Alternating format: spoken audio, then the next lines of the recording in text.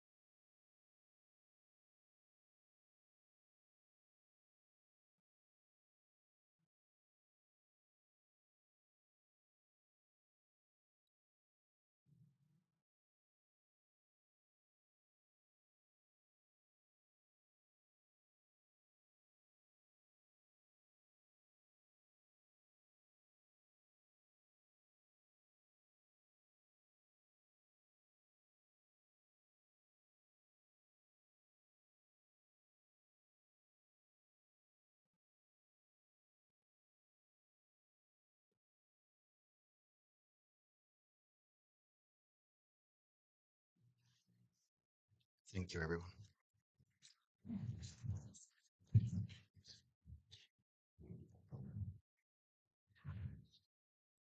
Members will recall that the Council passed a motion at our meeting on the 19th of July to reiterate that we will not tolerate the abuse and intimidation of elected members, as part of which the Council agreed to write to the Government to ask them to work with the LGA to develop and implement a plan to address this. A response was received from the Parliamentary Under-Secretary of State on the 21st of November, and a copy of this has been circulated.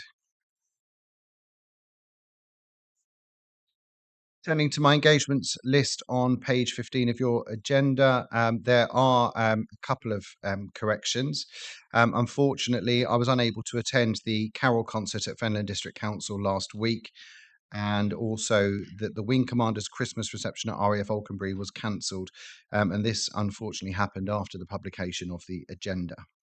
One final note, as you will all know, it is my carol concert service thing on Monday at St Mary's Church, just across the road, which of course you are all warmly invited to. And for those of you on DMC, please come along first. It'll be great to see you.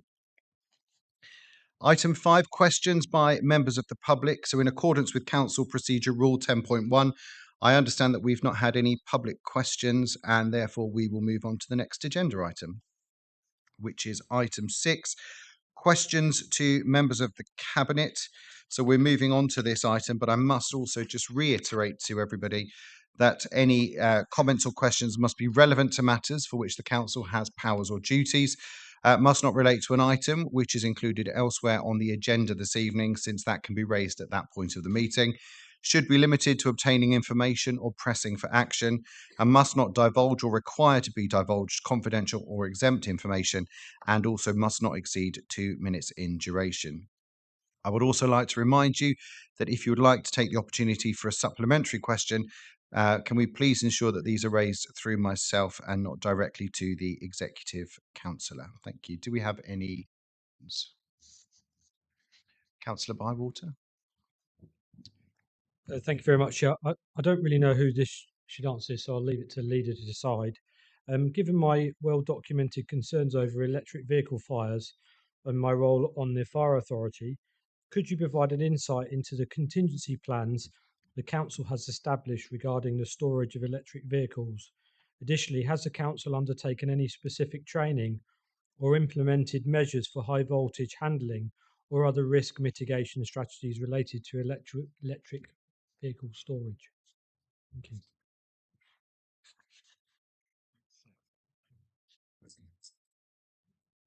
Thank you very much for the question. I wasn't aware you were going to ask it, but it's a great question. If you'll permit me, we would be delighted to reply to you after the meeting. But I thank you very much. I think it's a very pertinent question. Thank you. Thank you, Chair. Just as a sort of supplementary question then, while that's being done, obviously it's an evolving landscape, and I just want assurance about the assessments and plans that will be put in place. So if that could be shared with all members, I'll be very grateful. Thank you. Thank you. Councillor Jennings?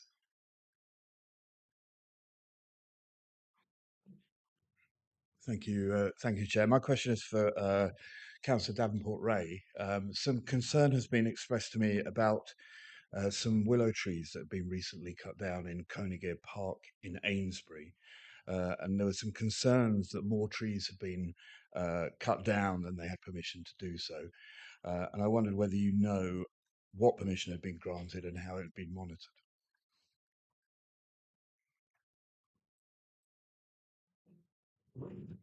Thank you. I know that trees are very important to all of our residents, and any change in trees across the district creates a lot of interest from local people, not just in Coneygear Park, not just in St. Neots, but everywhere. Those particular willow trees in Coneygear Park, I don't have a specific answer for you now, but I will find out and I'll reply to you in writing. Councillor Patel, did you have a question? Thank you, Chair. My question is for Councillor Simone Taylor. Having attended the board meeting of Hinchinbrook Country Park recently, I was quite alarmed to learn that the application to enlarge the car park has been returned, and no further date has been given for when that application will be reissued. Could you give me some update on that, please?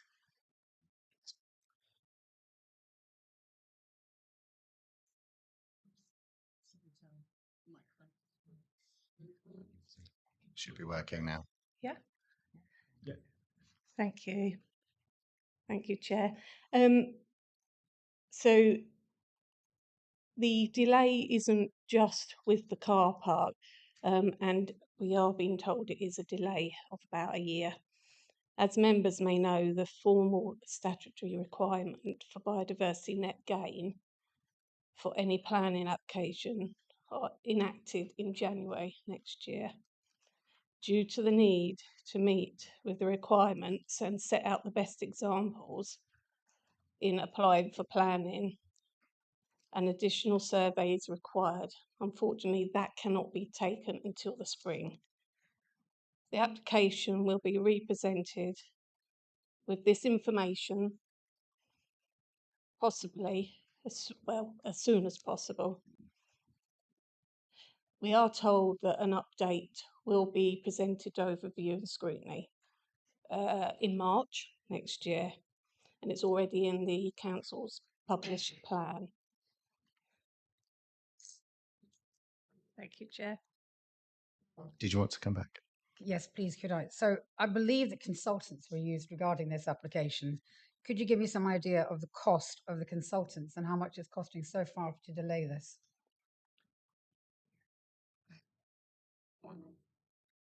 Thank you, Chair. Thank you, Councillor Patel. I don't have that information. I will get that to you if that is acceptable. Thank you. Councillor Gledo. Thank you, Chair. It's a question initially, it's for Councillor Hassel, but I'm sure someone else will be able to deal with it. It's concerning the green bins. I know that we've recently gone live with the early bird offer, and I was wondering if we could have an update on what the uptake is of that. Thank you. Chair, if I may, in Councillor Hassel's absence. So I've had an update this afternoon, so this is hot off the press. As of this afternoon, 3,436 people have signed up for the early bird, of which 2,457 of those are direct debits and 979 by card. That's 4% of our households since the 5th of December. Thank you. Councillor Shaw. Thank you, Chair. My question is for Councillor Sanderson as portfolio holder for planning. In recent months, I've received a number of inquiries from my residents within my ward regarding delays to planning applications related to tree works. It's my understanding that delays are due to limited staffing in this department. Have these staffing issues now been resolved? And if so, are works for protected trees going ahead as normal? Thank you, Chair. Thank you, Councillor Shaw, for the question. So you're right, there has been a surge in tree applications over the last few weeks, which is expected at this time of year. And our tree officer has been unwell, so hasn't been at work for a short time, which obviously has slowed things down properly. Pleased to say that he's now well and back in work. And if you look at the work the trees team do, there are actually only two of them, a tree officer and assistant. I think the work that they've carried out has been very good. They are working very hard on the backlog, and it is being cleared. But I'll certainly make sure that things are running smoothly. Thank you. Councillor Pickering. Thank you, Chair. I have a question also for Councillor Sanderson. This is regarding planning for new developments. Station Square in Loves Farm in my ward should be the centrepiece of our community, yet on a relatively new development, this important civic space, the first thing that many people see when they arrive in St Neots is neglected and unloved. This situation has arisen from a combination of factors, including poor design, inadequate budgeting, and most recently the construction of an adjacent car park, in which apparently there are no mechanisms to ensure that the scheme that was put forward by the developer for planning consent is implemented to the standard that we were led to expect. More widely in Loves Farm, our HDC-owned footpaths are in a terrible state with minimal budget for essential maintenance.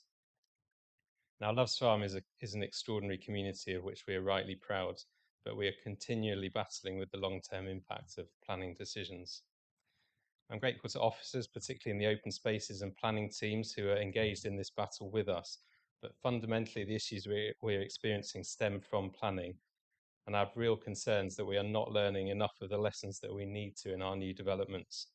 So my question to Councillor Sanderson is this: can you give assurance that we are committed to learning the lessons that we need to from previous developments and to ensuring that the planning for new developments includes a financially sustainable model for the maintenance of public spaces that HDC and other councils will adopt to a standard that the new communities can rightly expect and be proud of? Councillor Sanderson. Thank you, Chair, and thank you to Councillor Pickering for the question. I'm sorry to hear of the problems that Loves Farm residents are experiencing, and I'm very happy to visit the site with yourself and colleagues. I can't obviously comment on the specific planning application because they've obviously been approved, but I do understand the concern about commuted sums when developments are handed over. Obviously, highways is one of the main issues, but this one relates to open space and to district council-owned footpaths. So I certainly look into the matter, and I'll reply in writing to Councillor Pickering as soon as possible. Thank you. Thank you. Councillor Corley. Thank you. Thank you, Chair. I think this is a request question for the Executive Leader. And the Workforce Report at Q2 in the Employment Panel in November, it stated, forecasted spend on pay costs for employees is estimated to be £528,760 lower than budget, which equates to us spending 98% of the budget. That's a budget of 1.4 million, sorry, 2.4 million, I understand. In contrast to that, there's an estimated overspend of £814,000 on contractors and agency staff compared to a budget of £326,000 and £326,000. That gives a net overspend of £285,500. So I'm asking our executive leader if she could work with her cabinet colleagues to find out which are the services that are causing us this overspend and what plans, if any, there are to bring the budget back to balance. Thank you. Councillor Conboy. Thank you very much for that question. If you forgive me, I will come back to you, apart from this, because it's an awful lot of figures and they're very precise, so it requires a detailed response. But it's a fantastic opportunity to speak about the workforce strategy that's coming into play. You'll be aware that there's been a lot of work done already to engage with our staff. There's a lot of work in train, as in it's already being planned for. I'm really pleased that an awful lot of our staff have already engaged in those conversations, but we've by no means engaged everybody, and that's really, really important. It's really important to us that there are times when we will need consultants for specific pieces of work, but actually we would really prefer to have our own staff in place, because in some instances those are consultants covering vacancies, and so there is a big piece of work being done at the moment to look at how we attract people to this organisation and how we reward and keep those people. So that's a really important piece of work. I will just feedback, because it's too good an opportunity not to, and you and I were on a panel yesterday. I will say that one of the things that we are hearing from those coming outside into look at this organisation to work in is that we are seen collectively across this chamber as being an ambitious organisation and a desirable organisation to work in. So I hope that with the workforce strategy coming into play and the work we'll do to try and reduce consultancy where we have vacancy, that will put us in good stead. But thank you for the question. Councillor Niche. Thank you, Chair. This is a question for the Executive Councillor for Leisure, Waste and Street Scene, Councillor Taylor. Now, I do understand, Chair, that there's an opportunity for an in-depth look at CPE, that's Civil Parking Enforcement, at the ONS, the Overview and Scrutiny meeting, coming up in January. Just thought I'd help you out on that one. Thank you very much. And I'd be grateful if Councillor Taylor would confirm that, one, it's still on target and on budget for October 2024, which I believe you said about 6 months ago. Councillor Taylor. Thank you, Chair, and thank you for the question. As you've said, it is going to overview scrutiny and it is going on the 4th of January. And there will be a very in-depth report on that. It is slightly out of time, but I don't want to get too much into that at the moment. We've literally got a minute and a half now, which I really cannot give you that full detail. It's only about 4 months, and it isn't down to anything that we are doing or Cambridgeshire County Council. It is out of our control in respect of Department of Transport and the parliamentary time that we need to put this through. But the report will be coming through, and it is very comprehensive. Thank you. Thank you, Chair. Councillor Niche. Councillor Taylor, thank you. Thank you, Chair. Just a quick one on that. First of all, so one of the other questions is on budget. But secondly, my understanding is that South Cam looks set to introduce it before us, which is a bit strange because my recollection, and I might be wrong. I know you see you shaking your head there, but I might be wrong. But Because I know originally we were well ahead of the curve on this one. So it's just a case of timings for all of us, I think, know how important it is to a lot of towns and villages that we sort of get this through, because I'm sure, all getting bombarded with numerous emails about parking. Even though I don't represent St Ives, when I go in, I look at it and go, oh my word. How will the lorries ever get round here, etc. So the question is one is, I'm a bit concerned that it sounds it is behind. I know it's not all necessarily that issue, but also the budgetary side of it is quite important as well. Thank you. Thank you, Chair, and thank you. As far as I know, the budget is on target. We're going to go out to the lines and signs and the procurement of that. That will tell us more once we've got that, all the tenders in for that. I can't comment on South Cambs and what the timescale was at the previous administration, but I totally agree with you that this is something that is so needed.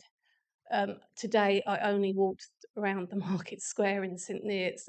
Well, I won't repeat what I said with the inconsiderate parking. It's a free for all, and it's not on. And this, I am so supporting civil parking enforcement. Thank you. Councillor Tevlin. Thank you, Chair. This is for Councillor Ben Pitt. So I just wanted to highlight the success of Fenstanton from transitioning from a warm hub to a new community hub, where they've had 2 lots of our community chest grant funding worth up to £1,000, so £500 each. And they've also had one leisure supporting them with a fitness instructor.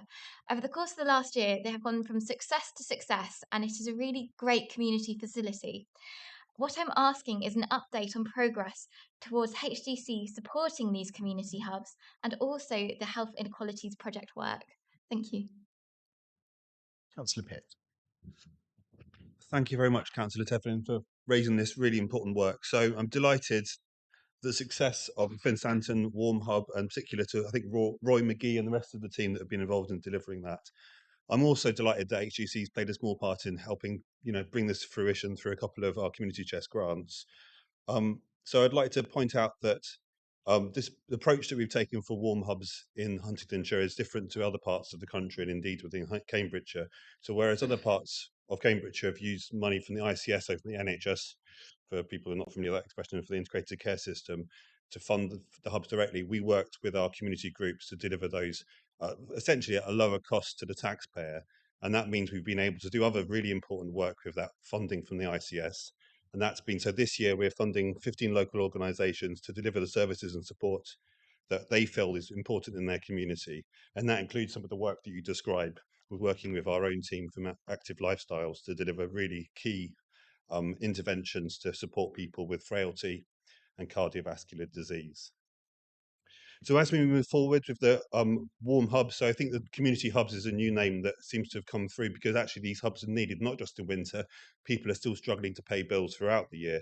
So community hubs, and we don't own these community hubs, it's something we support. And so these names, as kind of the transitions kind of seems to be widely supported, but community hubs is a great name for them. So we're continuing to support them with our community chest grant scheme.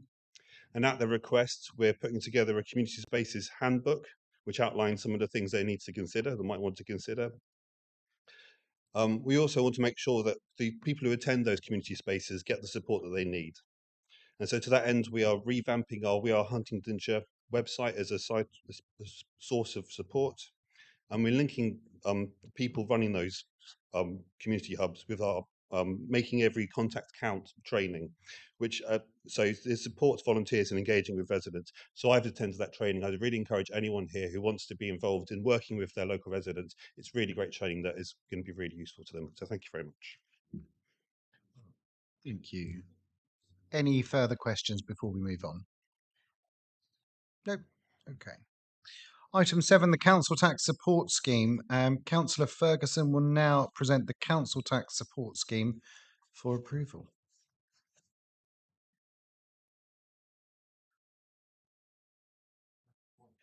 Councillor Pitt, could you turn your microphone off? Thank you.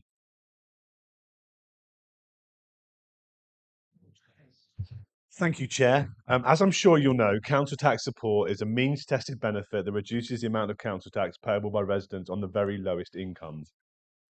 It comes in two flavours, one for pensioners and one for working age people. Now, while pensioners on very low income can expect a 100% discount in their council tax payments, the scheme for working age people in Huntingdonshire is much less generous. It also hasn't been updated for about 10 years, during which time the amount of support we offer has significantly eroded. So it's time for a change. But what does this actually mean for residents? So, Chair, I'm going to ask you to put yourselves in the shoes of a typical recipient of this benefit, a single working age person on universal credit living in the beautiful market town of St Neots. Excluding housing costs, that person would receive a universal credit payment of just £85 a week, from which they're expected to cover all of their living expenses, including food, energy, water, insurance, and travel. Excluding any housing, from the £85, they'd also have to stump up £5 a week in council tax. This is because currently Huntingdonshire has the least generous approach to council tax support in the county, offering a maximum of an 80% discount to people without children or without a disability. If that person had lived in East Cambs, they'd be entitled to a 91.5% discount, or if they'd lived in South Cambs or the city, they'd have been entitled to a 100% discount, meaning they didn't have to pay any council tax at all. Now, in this case, I've massively oversimplified things because I haven't accounted for any fluctuations in the person's income. Under the current scheme, even small variations will trigger a change in the amount of council tax support offered.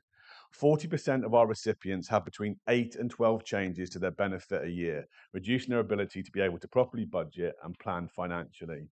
And as a consequence of this, our benefits team has to process 32,000 changes in council tax support a year, a burden which is only increasing as more people are switching from legacy benefit schemes to universal credit. What I'm proposing today is to adopt a new banding approach to council tax support, which will see our most economically disadvantaged residents be able to receive a 100% reduction in their council tax bill. The scheme will also provide for more financial security by offering a fixed amount of support based on income bands. From our modelling, about 96% of current recipients will receive either the same amount of support or significantly more, and only 4% will receive a reduced level of assistance, a fact that we take very seriously. For those 4% of people, we're going to provide an exceptional hardship fund to buffer that effect during the first year of the scheme. Now, Chair, I believe in the general principle that everyone should contribute something. But the harsh reality is that some of these people are simply unable to pay, and quite often we are unable to collect any money they owe. In this speech, I have used politically correct terms such as financially deprived or economically disadvantaged. But what we're really talking about here is poverty. According to the Joseph Rowntree Foundation, 46% of all families on universal credit are in poverty. And since council tax support residents are on the lower end of that income band, most of the residents we're talking about will either be in poverty or on the brink of poverty. For these people, a £5 a week change in their income is a huge amount of money. Perhaps it's the difference between heating or eating, or it also rescues some people from the spiral of debt that comes from unpaid council tax bills and the misery of final reminders, enforcement notices, and court summons. In the paper, you'll see that collection rates for the council tax support cohort are much lower than the general population. And so last year, we failed to collect about £320,000 in council tax debts from these people, which is about a third of the amount we tried to collect. Now, I'm sure you're going to ask, will it cost the council money? And the answer is obviously yes. On paper, at least, we will collect about £1 million less in council tax, about £70,000 of which is due to HDC, and about £700,000 of which would be due to Cambridgeshire County Council. Now, that seems like a lot of money, and it is a lot of money. But as I've already mentioned, we struggle to collect a lot of this money anyway. And I also think that collecting taxes from people on minimal benefits is not only morally reprehensible, but it's also a false economy. I think we should consider this as an investment in keeping people out of crisis, which, as you all know, is an order of magnitude less expensive than rescuing people from crisis. So, Chair, through you, I humbly ask members to support this motion, which will immediately and directly benefit 4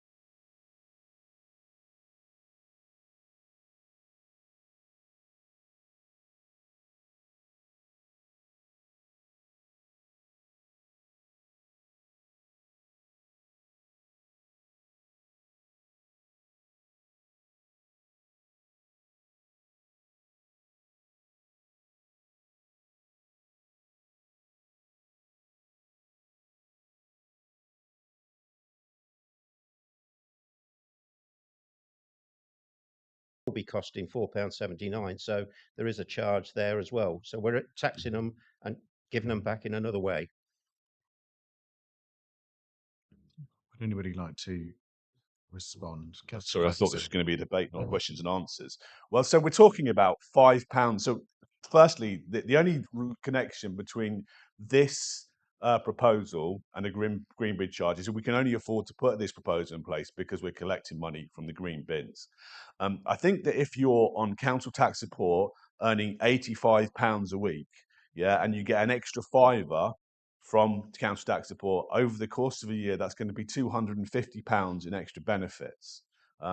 If those people wanted to pay for a green bin out of that, it would cost them £57. They'd still have money left over. But as you can see, those people will benefit a lot more from our council tax support changes than they will from having to pay for a green bin if that's how they choose to spend their money. So I think the two things are connected, but only that it's providing the funding so we can fulfill our corporate aim of helping the people who are most in crisis.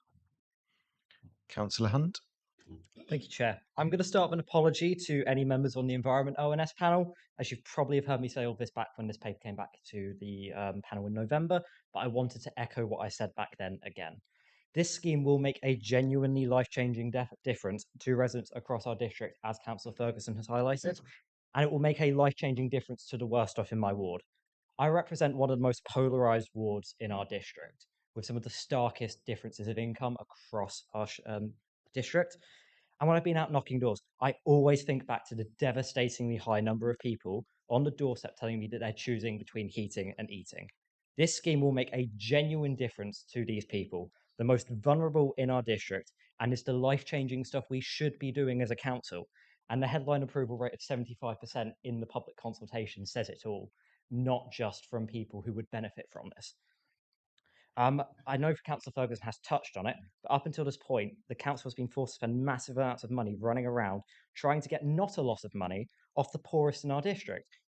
It's spending large amounts of money to try and get this off of residents who can't afford to pay it makes no sense.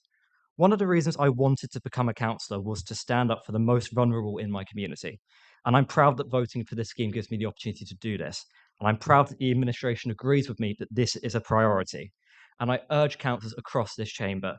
It's nearly Christmas, as the jumper might have given us away. It's a time of selflessness and goodwill to all. Tonight, I urge councillors to think of the least fortunate across Huntingdonshire and think of the relief this scheme could bring to their lives. Thank you. Any further comments? Councillor Cawley.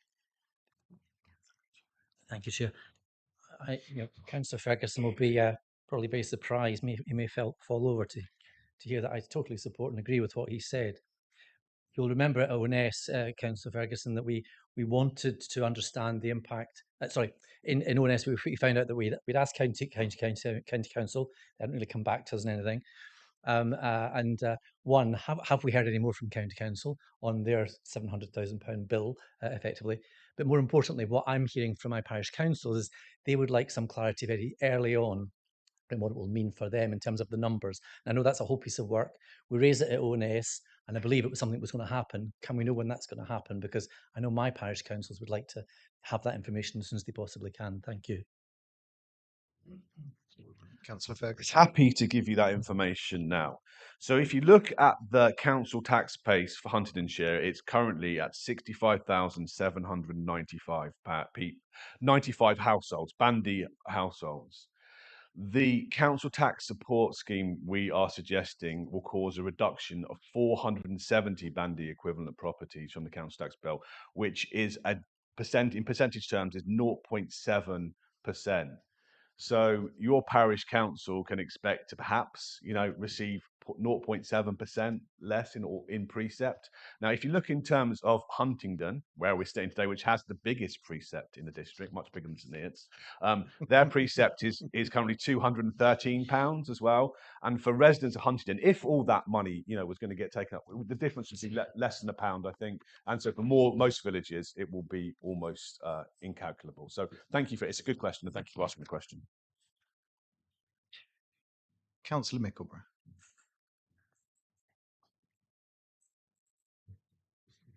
Councillor Ferguson, you turn your microphone. Thank you. Thank you, Chair. I'm really glad to see this recommendation come before Council this evening. The cost of living crisis is ongoing and continues to affect us and our residents.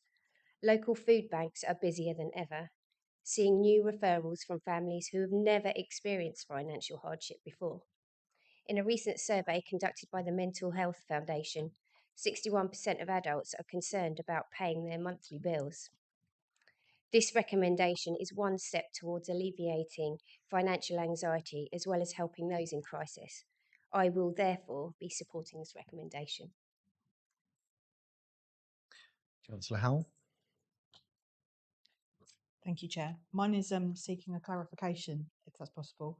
Would this be in addition to other available discounts? For example, the single persons discount, as the column for single persons in 4.6 states that with a wage over £235, the amount is zero discount?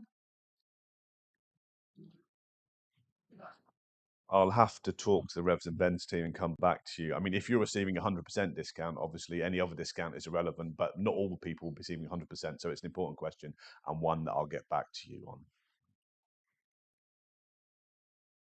Councillor Green. Thank you, Chair. Obviously, good to hear a wide range of contributions from around the chamber this evening, and I take on board the councillor's point that it's Christmas time. How could we forget? I mean, it's a bit of a jumper off, isn't it? So I would be delighted to know that I have no objection to the proposed alteration. I agree that after 10 years, it's time to look at something again. And lots of very good arguments put forward.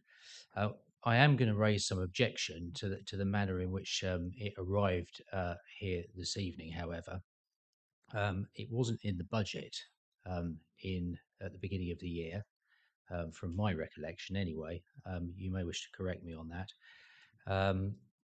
In fact, the first time I vaguely remember hearing about it was when it was announced at the joint ONS meeting. Joint ONS meeting at which we were talking about the green bin tax. I don't think, if I'm correct in those assertions, I'm willing to be corrected, but if I'm correct in that, I think we need to just keep an eye on the Constitution. We've had this conversation once already this year.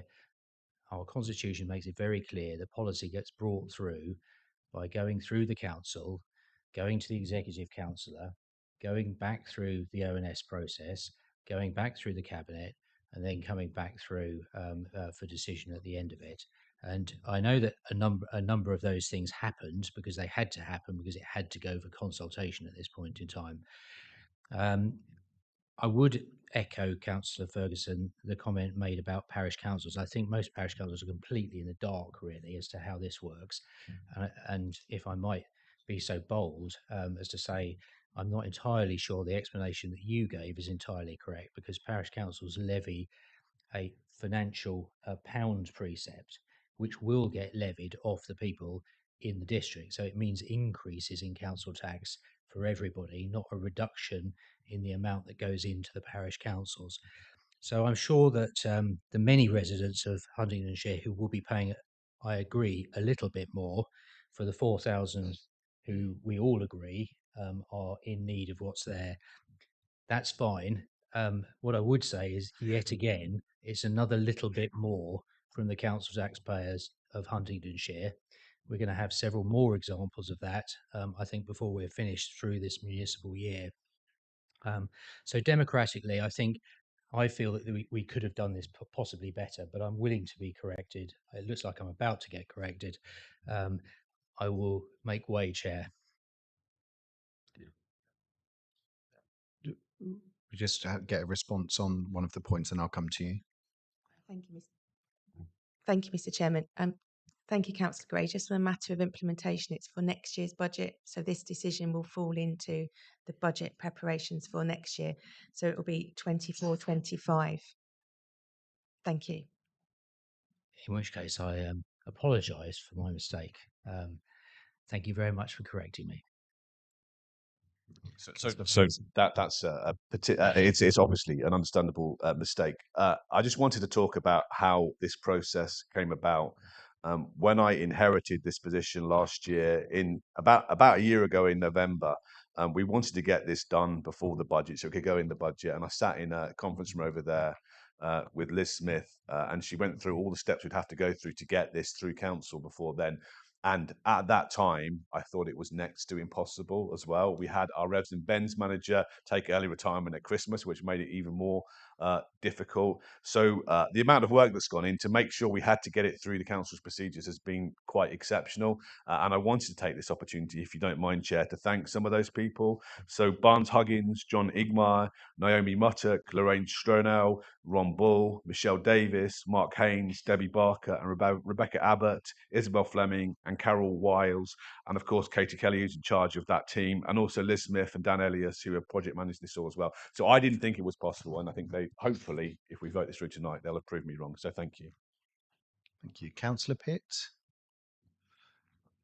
Thank you. It's really good debate, and it's great to hear such widespread support for this policy. I just wanted to say, as the Executive Councillor for Community and Health, so a lot of the work we do is trying to be as creative as we can to really support those most in need. But it's great with our new corporate plan that we're actually really embedding those objectives like right into the heart of our council. So thank you to everyone involved, and thank you everyone for your support for this policy. Councillor Davenport-Ray. I just wanted to offer a point of clarification. In Councillor Gray's contribution, he used the word tax. And so I would remind him that the definition of the word tax is a compulsory contribution to public revenue levied by the government on workers' incomes and business profits, or added to the cost of some goods, services, and transactions. The garden waste subscription service is de facto not a tax. Councillor Sanderson. Thank you, Chair. Of course, town and parish councils and all precepting authorities were consulted on this. The response wasn't very good. I have to say, I think about 3 parish councils responded. Huntingdon did not. I don't think St Neots or St Ives did either, but they were all fully informed about this, so they are aware. Thank you. Thank you. Any further comments before we go to a vote? Councillor Ferguson. Just to say, I didn't answer Councillor Corley's question fully about the county council. So the county council was contacted in the consultation. They were nagged.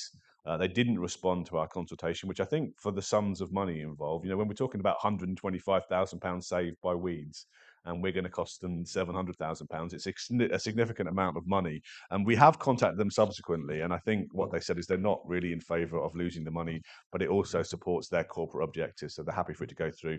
And of course, there's also the precedent is that South Cambs and Cambridge City already have 100% banded schemes very similar to this as well. So if you think about at the moment, you know, kind of our council tax support earning people are subsidising people elsewhere in the county as well. So I think from that point of view, it's disappointing they didn't respond, but we tried our best to make them respond. A final point from Councillor Wakeford before we go to the vote. Thank you. In seconding, I reserved my right to speak largely in order to help wash up any questions at the end of debate. However, Councillor Ferguson seems to have found a procedural way to cover them all single-handedly on a number of occasions. Or perhaps you are simply showing him flexibility as part of your visible Christmas cheer, Chair. So I will just say instead, the existing 80% cap for working age claimants reflects an ideological choice made previously in this council. I am proud that our administration is changing this, and I think it reflects positively on the council we have here today across the chamber that there seems to be a cross-party support for it. As Councillor Ferguson pointed out, seeking what might have been considered by some to be a small or even a symbolic amount is very often not achieving any financial benefit for the council at present, if we chase the debt round in circles but never manage to collect it. So the loss is in significant degree artificial. And yet, as Councillor Hunt described articulately, again this evening, the amount is enormously important for those it affects.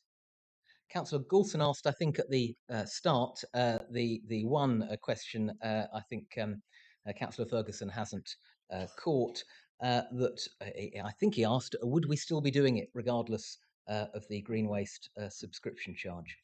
The simple answer is yes, we would, because this is the right thing to do for reasons colleagues have spoken to at length this evening. So I'm look forward to voting in favour of this, Chair. Thank you. So we're going to move to the vote. So I'll read the recommendation again. This is for the council to approve the introduction of a new income banded council tax support scheme for working age applications, which will come into effect from the 1st of April 2024. So can I have a show of hands for all of those in favour, please? And anyone against? And is anyone abstaining? Just one abstain. Thank you. So that is carried forward.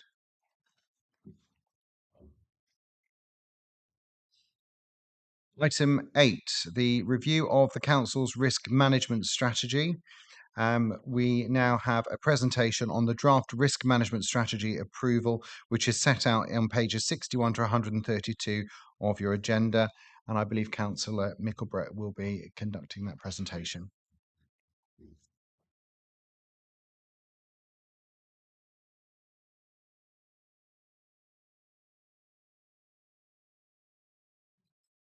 Good evening, everyone.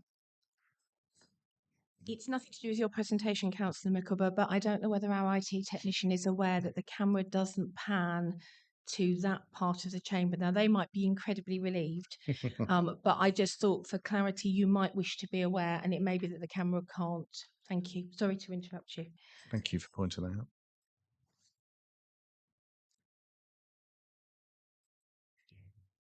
So I'm obviously not Councillor Hassel, who is unwell with a cold. When this paper came through Cabinet, Councillor Hassel was on holiday. So everybody else stepped backwards. I was standing still in the queue, and I was therefore volunteered to carry this through. And as he is absent this evening, I have also befallen the same circumstance tonight. So I do hope the questions from the chamber are gentle, although I do have the subject matter experts behind me, and therefore I'm hoping they will be able to bail me out if they get tricky. So why is risk management important?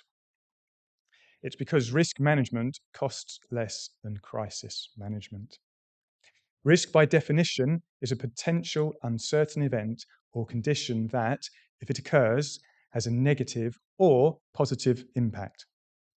This evening, you took the risk that you would step outside of your house and travel to this venue to take part in the full council session.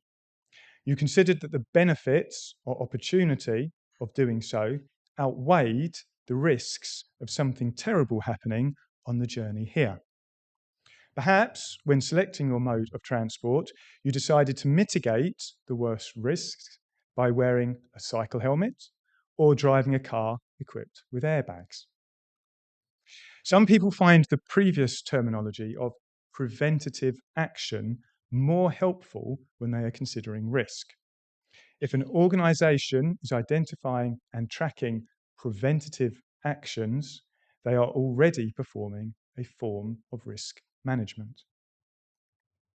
I wouldn't describe myself as an authority on risk management. I've worked in a number of different roles that have given me different perspectives on risk. I've spent time in the MOD, worked with bits of the Home Office and police, but I've also spent significant times in advertising and media. I ran an ISO 27001 certified data centre for 5 years, and following that period, I successfully put a couple of companies through the certification process. 27001 forces a risk-based approach to information security by implementing controls to mitigate those risks. But controls with no risks mean a failed audit. It is very safe to describe as different the ways each of the organisations I've mentioned managed risk. In fact, it would be a significant understatement.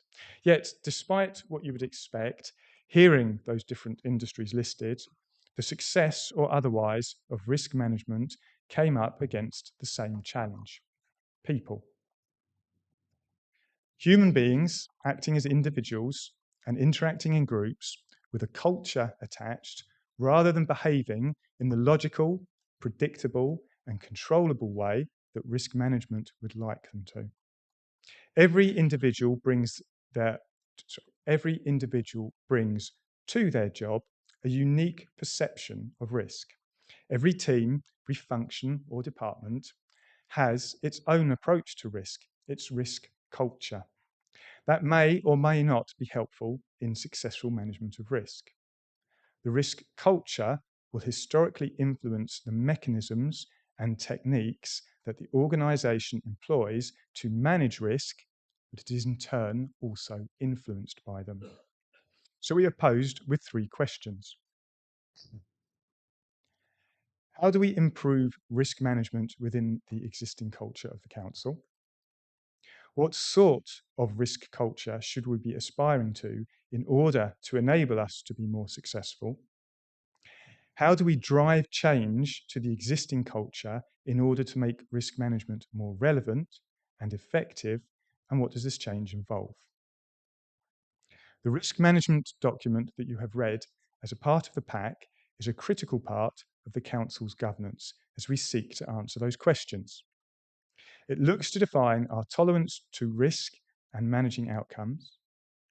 It attempts to sit alongside the Code of Governance and the Code of Finance as per the internal audit peer review outcomes from earlier in the year.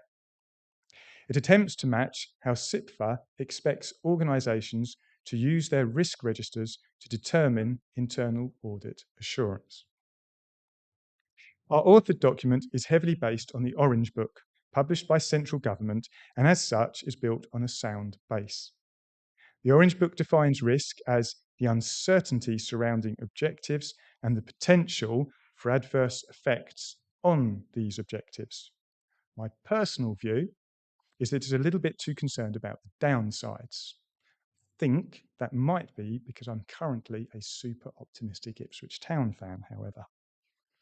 The Orange Book aligns with our goals as it encourages a positive risk management culture where the discipline is integral to decision making and integrated into overall management processes, with a goal that it becomes part of the council's day-to-day activities. It recommends a structured and systematic approach to risk management, including identifying, assessing, and managing risks, and it emphasises the importance of clearly defined ownership and accountability for risks at all levels of the organisation. These are processes our document clearly outlines. The Orange Book encourages a definition and communication of risk appetite and tolerance to guide decision making. This draft covers the first point well, but comments received at overview and scrutiny and Cabinet suggest we need to iterate on tolerance definition as we become more mature in the art of risk. A programme of activities to embed the new strategy within the organisation is planned to commence and will go across all levels of staff in line with the suggested best practice. We will also look to encourage the recommended learning culture where we analyse and consider improvements from both successes and failures. The aim is to move HDC to effectively managing risk exposures by reviewing strategic controls and seeing a departure from the tactical process checks of previous times, effectively embedding risk management in strategic planning, policy development, and operational processes. The risk management strategy is not a standalone document. It must work with the other governance pillars of the organisation to be effective and, as mentioned, has to drive culture change. I'll finish with a quote from Mark Zuckerberg, co-founder of Facebook. The biggest risk is not taking any risk. In a world that's changing quickly, the only strategy that is guaranteed to fail is not taking risks. Thank you very much. So the recommendation is inviting the council to approve the risk strategy. Councillor Mickle, will you be proposing that formally? Yeah. Do we have a seconder for that, please? Councillor Sanderson? Thank you. So I will now open that up for debate before we take a vote. So do we have any comments? Yes, please. Thank you, Mr. Chairman. I rise to speak about this because I've got a fair bit of experience in risk in a number of different areas. One of the key fundamentals of risk management is whatever people may tell you, it is not possible to eliminate risk. And quite often, the effort expended in reducing or mitigating or seeking to eliminate risk exceeds the benefit derived from actually doing so. And a risk management strategy should be about your appetite for risk and how you manage the risks that you have. So you start with identifying what risks you have, and you allocate them according to whether they are operational risks or strategic risks. You assess them via their likelihood of occurring and the likely impact they have.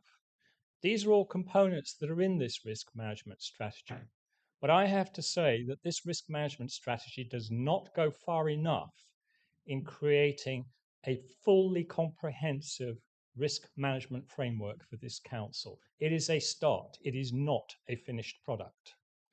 And one of the key factors that shows that that is the case is that if you look at the appendix of all the risks, there are hundreds there.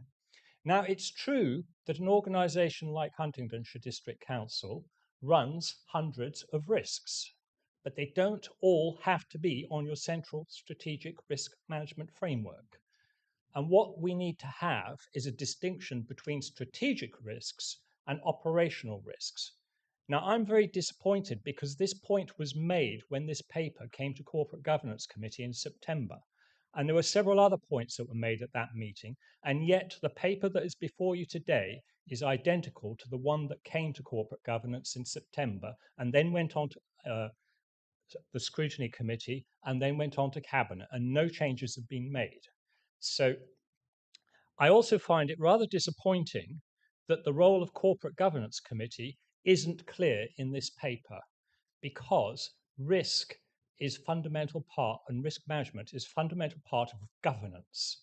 And if we have a proper governance arrangement, then any governance issue should be part of Corporate Governance Committee's remit in terms of reference.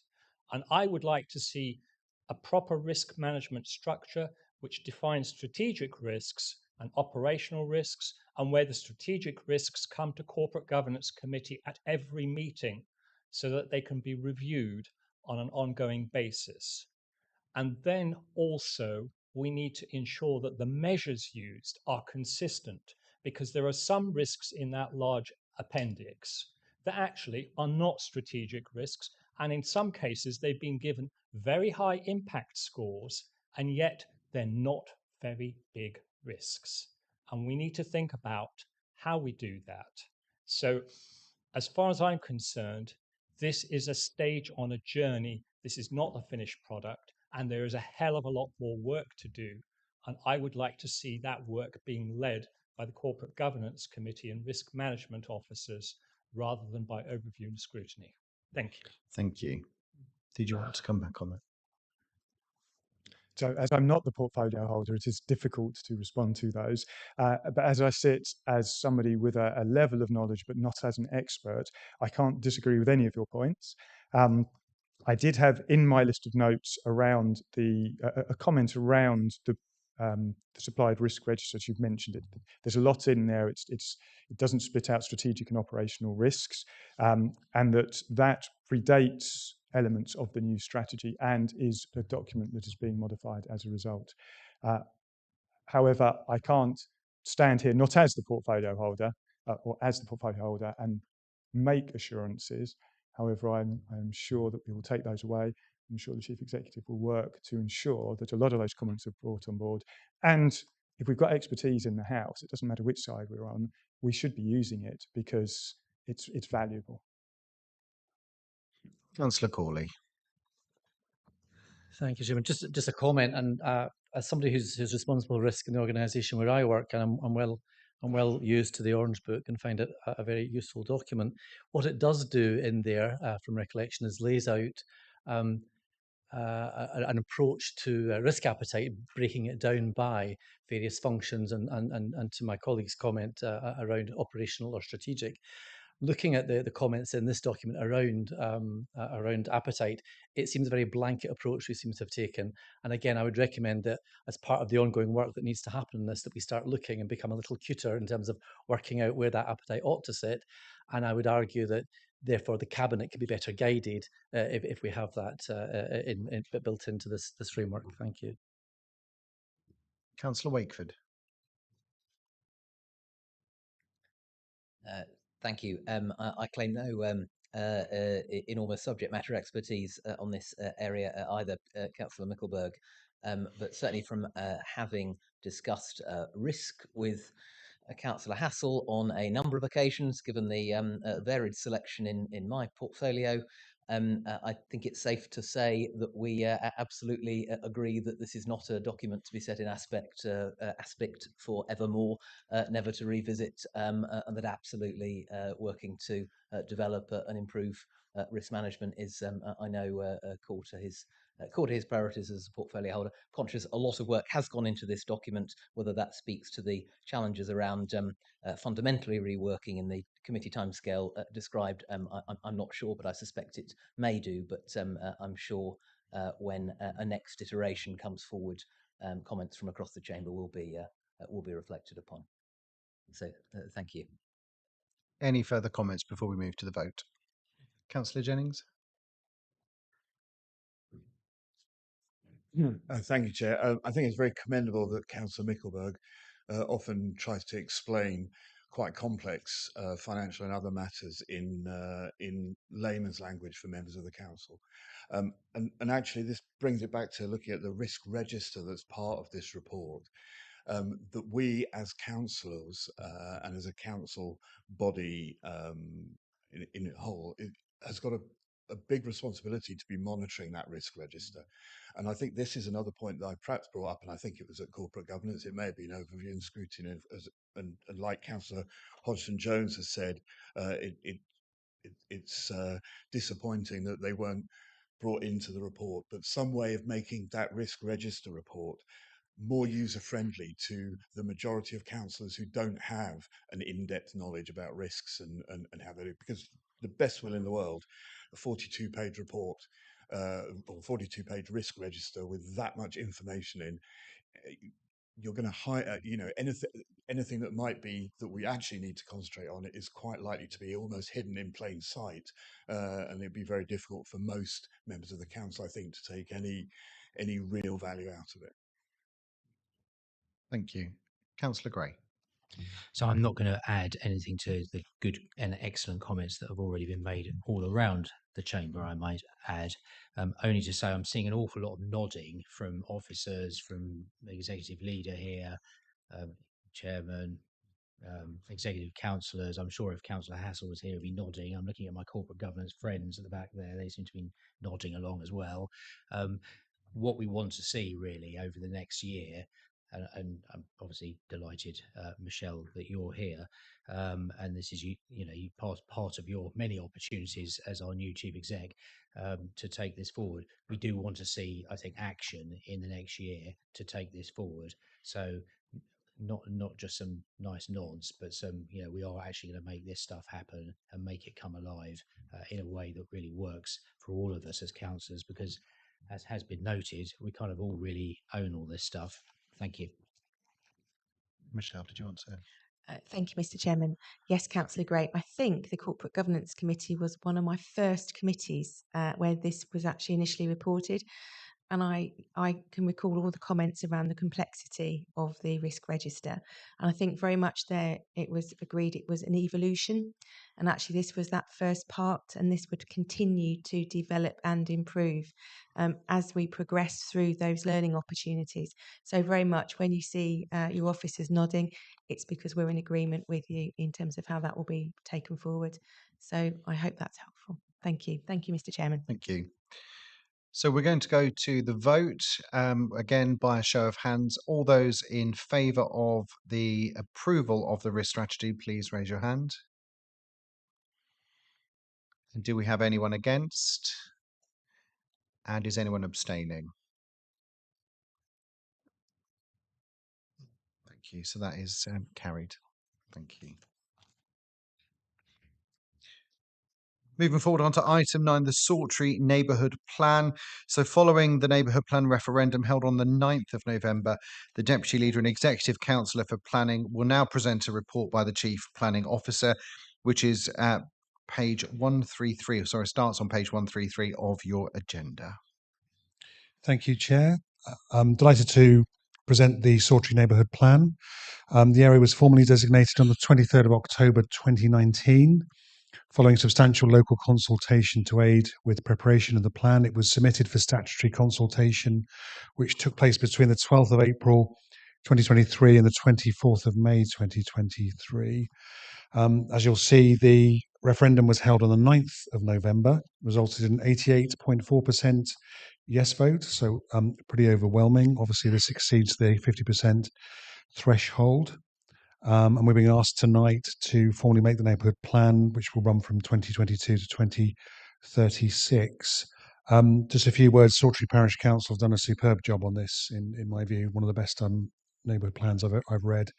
And I know that Councillor Bywater and Councillor Martin declared an interest, but they must take a lot of credit as well for this, because I know they were very much engaged in the process. So I'm happy to take any questions, but also happy to propose the recommendation, Chair. Thank you.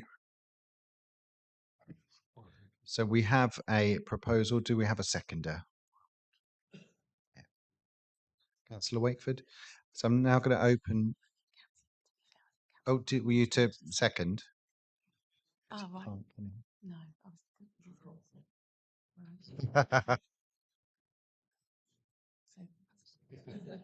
If you want me to refer to you as Precious from now on, that is absolutely fine. Could we get the man a new name card, please? So we have a seconder from Councillor Wakeford, and we're now going to open up for debate. Did you want to? I'm really trying hard to say it. Yeah. Thank you very much, Chairman. Just a few words, really. Councillor Sarden, thanks very much for your support on this and during this, what's an incredible journey, really. We've taken many years of potentially false starts. We've had COVID come in the way, but we've got here. The consultation and the vote that took place on the 9th of November is quite conclusive. That 88.4% of the community have stood behind this and put their faith in what's been presented to you tonight. I think it's important. I also say thank you very much to a few people on this journey, really, because without some key people in our community, this is quite difficult to do. I want to say thank you very much to Councillor John Potter, who's been absolutely incredible, resilient, determined, and showed great humility during this process. I also want to thank Sawtry Parish Council, who've supported us all along the way. And also just to a couple of members, Councillor Conboy, you may recall that you came to Sawtry a number of years ago when we were looking for inspiration off other people and other places that have done this. So thank you for your initial help on that journey. And Councillor Gardner, who's gone through this at Grafham Water, who's opened up and helped many other parishes that are doing this or completed it. This is a plan that's been supported by a huge number of our residents. Myself and Councillor Martin, who you'll hear from in a minute, are also supporting it. And I would also urge you members to support this for us. Thank you very much. Thank you, Councillor Martin. Thank you very much, Chair. I'd like to echo everything that Councillor Bywater said. And I know when I was on the parish council, I saw the incredible work that Councillor John Potter put into this project. Especially one of the things that he set out to, which I know we got the advice from Councillor Conboy and Councillor Gardner, was trying to interact with young people. The young people in the community, when it comes to these plans, don't tend to find a way of getting involved. It's always very difficult to ask a young person to talk over a huge policy which we have to debate in a chamber. But the way that he went about it was amazing. And I know that we got 200 letters from kids in the local primary school, each of which we gave a handwritten certificate thanking them for their input. Now, I would admit some of them asked for a new zoo in the area, and a couple of people wanted a roller coaster in the play park, which obviously we all know isn't possible.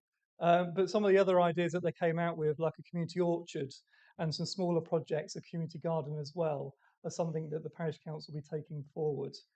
This is such a vital part of Sawtry neighbourhood. I know with the local plan going through as well, residents have made their voices heard on this matter. So again, as Councillor Bywater said, I urge my colleagues on both sides to support this wholeheartedly. Thank you. Thank you. Councillor Conboy.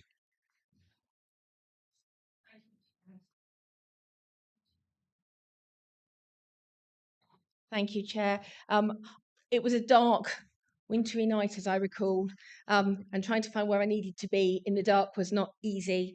And I went into a light-filled hall with lots of people looking in anticipation as if I somehow had the golden ticket that was going to deliver this. And I did say at the time it's going to be a long journey, but actually that long journey is worth it because of the engagement you'll do and the buy-in you'll have from the community, because you'll have a very clear vision of what they want.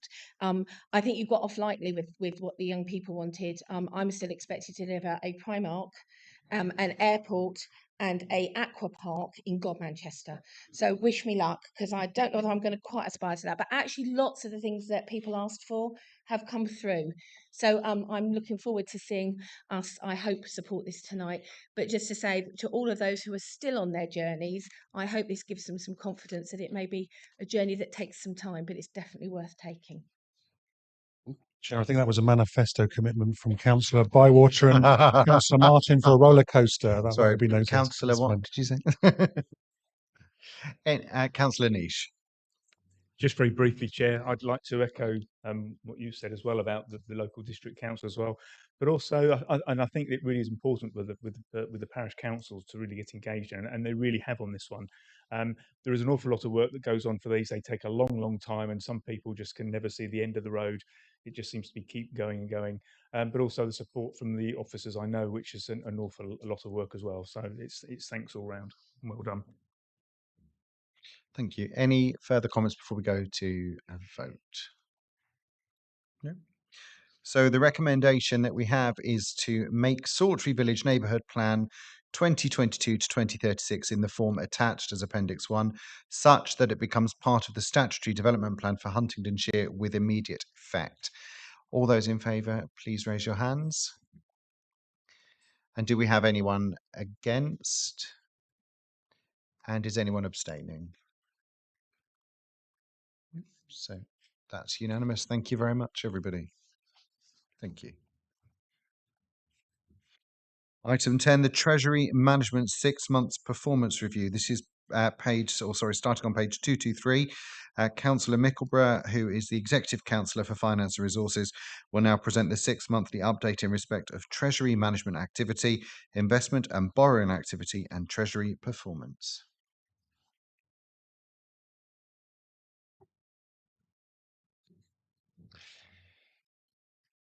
The Council's 2023-24 Treasury Management Strategy was approved on the 22nd of February 2023.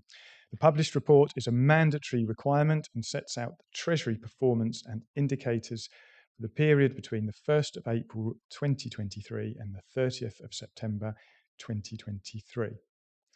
There is a lot of information in the report, and we have been attempting to improve the level of commentary to make it more accessible. But despite this, finance and particularly treasury management aren't the easiest of topics for people to understand. As such, this time around, I'm going to do things slightly differently and add commentary in with the statements to help explain as we go along. All of the tables I refer to are in Appendix A of the report. So, Treasury management is the management of the local authority's borrowing, investments and cash flows, its banking, money market and capital markets transactions, the effective control of the risks associated with those activities and the pursuit of optimum performance consistent with those risks. Where do we borrow from and why? Table 1 of Appendix A is the balance sheet summary. It shows our capital financing requirement of £72.3 million, less a finance lease of £600,000. The capital financing requirement measures the council's underlying need to borrow to finance its capital investment. It is not the same as the amount the council actually borrows, but shows the accumulations that appear on the balance sheet over time. This is indicated by the outstanding amount from the previous year, plus our borrowing requirement for the year ahead, less the calculation of the amount which we set aside from revenue to repay debt. The This is called the minimum revenue provision, or MRP. Internal borrowing refers to the use of funds from the council's financial resources instead of external sources such as loans. As this is a balance sheet figure, it is an accumulation. We aren't going to borrow £37.3 million from ourselves this year. Table 2 shows the borrowing and investment summary. It reminds us that our borrowing is long-term, but most of our investments are short-term. This table best illustrates the resources that are the three main purposes of Treasury management. Purpose 1, to ensure that the Council has sufficient cash to meet its day-to-day obligations. Purpose 2, to borrow when necessary to fund capital expenditure, including borrowing in anticipation of need when rates are low. Purpose 3, to invest surplus funds in a manner that balances low risk of default by the borrower with a fair rate of interest and prioritising liquidity before considering optimising investment returns. The first, to ensure that the Council has sufficient cash to meet its day-to-day obligations, is the universal rule of cash flow. We must have enough money in the bank when a bill needs to be paid. The second purpose, to borrow when necessary to fund capital expenditure, including borrowing in anticipation of need when rates are low, requires a level of insight and prudence. Table 4 shows our loan borrowing schedule. Ignore the Salix loan, which is small and a 0% interest loan, and you will see 5 Public Works Loan Board loans. The first 2 were taken out in late 2009 at an interest rate of 3.9% and over a 50-year time period. I went back and read the minutes from the meeting where this was agreed, and it seems that our equivalents at the time saw this low rate as excellent preemptive borrowing. We all have 20/20 hindsight vision. There was nothing in financial history that would suggest that 3.9% would seem expensive a few years later, and extremely expensive by December 2021. To remind you, in December 2021, rates rose from 0.1 to 0.25%. Nobody at that time suggested that just 2 years later, 3.9% would be a very attractive long-term loan rate, as we arrived at a Bank of England base rate of 5.25%. There is an old financial saying, never a borrower nor a lender be. It is a line uttered by Polonius, a counsellor to King Claudius in Shakespeare's Hamlet. As he is bidding farewell to his son, like any concerned parent, he is attempting to give some advice. As Oscar Wilde once said, the only thing to do with good advice is to pass it on. It is never of use to oneself. I don't know many people who could afford to buy a house without taking a loan like a mortgage. Likewise, spending revenue funds on buying limited lifespan capital equivalent outright instead of leasing isn't sensible. We should be leasing, not spending revenue funds. Therefore, we borrow. We have fixed rate interest only loans for commercial investment strategy of £24 million, maturing between 2037 and 2039, and the aforementioned general loans maturing of £10 million in 2057. The repay or refinance maturity structure is shown on table 17. We also lend to our friends. In this reporting period, loans to Cambridge Regional College, completed in August 2023, and Huntington Gym, completed in September 2023. These are the net movement numbers in table 3. We do not anticipate borrowing or additional borrowing in the near term. The third purpose of Treasury management is to invest surplus funds in a manner that balances low risk of default by the borrower with a fair rate of interest and prioritising liquidity before considering optimising investment returns. We hold our own cash balances, and we also collect tax and precepts and hold funds and grants both for ourselves and on behalf of other authorities. While these funds are under our stewardship, we can invest them, and this activity is shown in table 6. As a council, we have to remember that this is not only our money, and therefore, when investing, we must prioritise security, liquidity, and yield over the priorities you might prefer as an individual, a household, or a commercial organisation.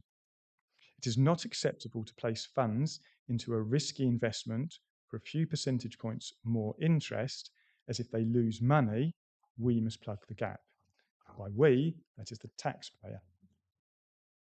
At the moment, this means that we are placing a significant amount of our cash into the Government Debt Management Office, or DMO. The DMO is backed by HM Treasury. Due to the credit agency's rating of the central government management of the UK economy, the DMO is rated as AA-, where money market funds are rated AAA. This is something we must note as we set a required average credit rating that is shown in Table 14. Investments made in the DMO are used to reduce the need for the government to borrow. Therefore, investing helps reduce cost for the public sector overall and stops external money market funds making gains from taxpayers' money. The rates are currently comparable with market rates, which has not always been the case, but this reflects the government's current need to borrow. Any DMO investment we make has maturity of any date we choose, which gives us greater flexibility compared to the more rigid 1 or 2 month time period of money market funds. As a result, the DMO is the best place for current investments under the criteria of security, liquidity, and yield. Table 13 shows the spread of our investments. We've talked about attempting to utilise more ESG funds. ESG is a set of considerations based on environmental issues, social issues, and corporate governance that must be considered when investing. The ESG market has been rather inconsistent, as some funds have included tobacco companies because they persuaded certain fund managers that producing vaping equipment is a good thing socially as it reduces smoking. As a result, we've adopted the UN Principles for Responsible Investments to attempt to decide on the funds that we consider. Included in long-term investments is the Commercial Property Fund. This has been suffering due to the downturn in the market since COVID. However, the importance of a balanced portfolio is shown as some of the downward movement is covered by the increase in interest return on our cash balances. At the next point that Treasury Management reports to overview and scrutiny, a broader briefing on this area will be provided, particularly what is termed the existing portfolio, in response to questions from overview and scrutiny members. Finally, I previously mentioned that we will ask an external party to help us draft a new commercial investment strategy. This was prudent in the light of the inherited strategy being written pre-COVID and focusing on commercial property, an area now restricted by government rules preventing the use of Public Works Loan Board loans to fund investment property. At the point of looking to tender this work, we instead decided to postpone until the new financial year. Through the summer, interest rates continued to rise and other market conditions became more difficult to predict, meaning it was likely that the recommendations will be immediately out of date while being too quick to exclude certain options. For example, depending on how you read the previous recommendation, a commercial rental yield of either 12 or 19% is required to justify a property purchase rather than the 7% previously stated. Therefore, a recommendation now would rule out a perfectly good option for the future.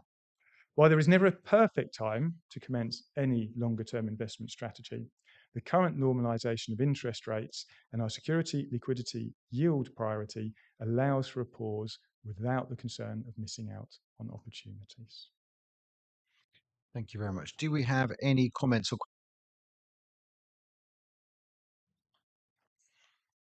Councillor Gray?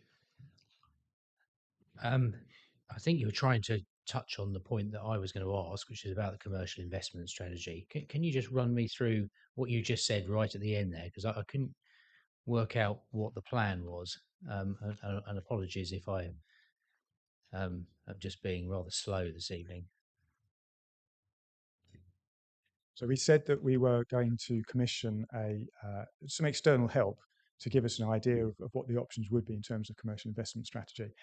When we came to that in the summer, we looked at it and we saw increasing interest rates. There was just uncertainty in the bond market. Commercial property values outside of the Grade A locations in London were falling. And as a result, it was felt that any report or any work commissioned would be too heavily influenced by that uncertainty at that point in time. And as a result, we considered that it would be better to pause until we come into the new financial year, so around the April mark, where the Bank of England had been saying that they expected inflation to steady and to start to fall, and therefore interest rates to be more consistent and more even. And therefore, considering the options on the table at the time, that short, medium, longer term, we would get a better output from the report than if we tried to have something at the point where everything was just looking a little bit uncertain.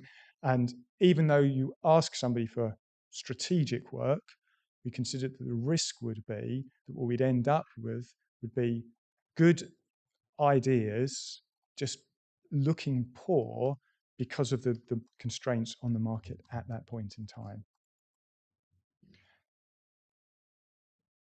Well, thank you for that. That's helpful. I mean, I suppose my reflection back on that is that there's never going to be a right time to do that, because you're going to get to April, and then interest rates will start potentially. That Arlene Close will turn up and say, "Well, we think that they're going to fall by the end of this year," and at that point you'll say, "Well, we don't know where interest rates are going, so let's wait until the end of the year." And before we know it, it'll be the end of this administration, and you won't have actually done anything about it. So, given that we're now in a situation where there is a lot more stability around where interest rates are going, my encouragement would be to dust that off and start having a look at it. Because rightly or wrongly, I clearly think rightly, wouldn't I? We've embarked upon this strategy. As you point out, there's a very large residual existing estate, legacy estate, that I inherited and has been built up by these good people looking over us this evening over 50 years. And it's quite right, I think, that we look at that to say, well, what are we supposed to do with the assets that we have got, and how can we best look after them? And I'm not sure that permanently kicking the can down the road is the best way of doing that. Any further comments? Councillor Hodgson-Jones. Thank you, Mr. Chairman. I'm a little bit confused by the Treasury Management Summary, which shows the level of long-term borrowing and the level of long-term and short-term investments. When you look at the CFR and you look at the amount of investment in property, my understanding is that our capital investments, including in property, which includes the commercial investment strategy, is partially funded by debt. But if you look at the Treasury summary in Table 2, it would appear that all of the Treasury, that all of the borrowing that we have is going into short-term investments. And I think that's probably misleading. And I wonder if there's some way that you could clarify for us actually how long-term borrowing is being applied to long-term assets, and how the short-term investment, which forms a large part of our treasury management investment, is actually using cash reserves rather than taking long-term borrowing and putting it into short-term investments.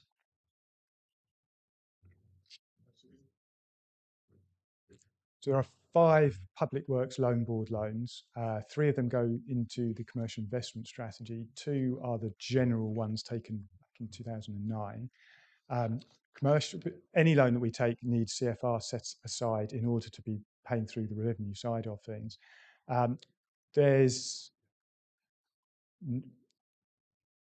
£10 million from the 2 original loans. Trying to work out where they are would be an impossibility. The commercial investment strategy loans were taken and were added to revenue reserves to purchase the commercial properties. There is no implication on the short-term investment side from commercial investment strategy revenue, other than when the money comes in, what we don't want to be doing is leaving it in the Barclays account at 0.01%. As that money arrives with us, and before we then spend it out, what we want to be doing is then allocating it into DMO or money market or whatever it might be on the short-term side of things. So are they ring-fenced? Well, not really, because actually the money spreads across. Yes, they need to be kept in the individual pots, but as they sit in the pot, we paint the money a certain colour, but then as we invest it, we can then take the interest back from it and put it into the pot marked HDC. So in that sense, if that's answering the question that you're looking for, we don't ring fence that element. Is that where you're coming from, or? Thank you for the explanation. No, that wasn't quite what I was after. You have explained part of what I was concerned about, but I think it's important that we have a little bit more clarity as to where PWLB funds are drawn on long-term to fund long-term assets, and that the money that goes into the short-term treasury management strategy is actually surplus funds, either the general reserve or other liquidity that we have on hand. And that most of that cash is actually generated not from borrowing, but from operations and advances received from third parties, whether that be for council services, whether it's the accumulation of council tax held until it's spent, because that's not clear from this strategy, from this paper. And I think we need to have a little bit more clarity about that so people really understand where we have taken long-term loans to invest in long-term assets, and where our short-term investment is driven not by borrowing, but by funds that have received them that we're holding pending use. And I think that needs to be a little bit clearer, because it's not clear from this paper. So there are occasions that the council does have short-term borrowing. At the moment, our cash position is so strong, again, because we accumulate money on others. There's money in the Market Towns Fund, for example, that we are sitting with, that actually the need for short-term borrowing is not there. There are none of the long-term borrowing funds, or none of the money from long-term borrowing is being used or reinvested in the money market side of things. No, it has been allocated. The 3 commercial investment property loans have been entirely allocated to those assets. I can't tell you what happened in 2009 because, again, it's lost in the midst of time. But I think the key point is that at this point in time, with interest rates being higher than they have been for some time, and with us sitting on a positive cash balance, even though a good percentage of that money isn't ours, our cash position is such that we're not borrowing in order to invest. No. Any further comments before we move on? No. Thank you, Councillor Mickleborough. We're now moving on to the standing item, which provides an opportunity for members to ask questions and comment on the Cambridgeshire and Peterborough Combined Authority issues. The decision summaries from meetings held in November have been circulated and include a much broader number of meetings than previously. Questions on the activities of the Transport and Infrastructure, Skills and Employment, Environment and Sustainable Communities Committee should be addressed to Councillor Conboy in the first instance. So, Councillor Conboy, I now invite you to present details of the activities of the Combined Authority.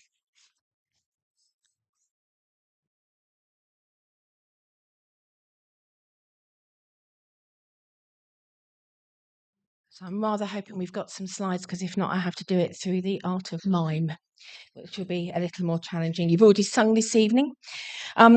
So normally I put a picture up and I talk to a series of pictures. Tonight you've got words because there's just too much, but I am hoping my slides are going to appear on the screen, because I should have a slide. Can you put the next slide up for me then, please? Fantastic, thank you. Now, I don't expect you to read all of that. I'm going to talk to it. And of course, all of the meetings all of the things I'm referring to here have been part of the main, they've been part of the main combined authority. He doesn't want me to give this report. We might need to borrow a new microphone. We'll try. So you can watch all of this online, including the very detailed reports from officers. And I would really encourage you to do that. If you've got a particular item you're interested in, then please look at the officer reports. A whistle-stop tour then. Membership. So you will be aware that there were some changes in Peterborough as a unitary authority. And so we have a new person who's joined us on the board, the new leader of Peterborough City Council, Councillor Farouk. So that was a welcome change in the sense it's a new person joining the team, and he was made very welcome in the meeting. The second item, we've been looking to see this come back on the agenda for a long period of time. I'm going to be incredibly cautious about what I say and equally what I will answer for you in questions. The Code of Conduct report was managed with great sensitivity at the meeting, but there are a number of legal ramifications, and the monitoring officer was at pains to make sure that we did not step beyond the boundaries of things that we should not discuss, but stay firmly within the boundaries of everything that was reported in the papers that went to that board. So for those of you who do really want to read the detail, I would urge you to read the detail in those papers. What I will say to you is the Mayor was in breach of two aspects of the Code of Conduct. The independent committee, the audit committee, as part of the combined authority, their members sat, they looked at the evidence, and they made recommendations. Now, you will be familiar with the Code of Conduct. Most of you will have had experience, hopefully not first-hand experience, but you may well be familiar with how Code of Conduct works. There are some things a Code of Conduct investigation can do, and there are some things it has no jurisdiction for. So just for clarity in this chamber, the Code of Conduct report recommended apologies were made by the Mayor, both publicly and to individuals. It recommended training for the current Mayor, and it recommended training be put in place for any future incumbents in that office. It also, I think, looked at the wider culture, and certainly I asked the question whether on the back of the report that we received in that meeting, whether there had been any subsequent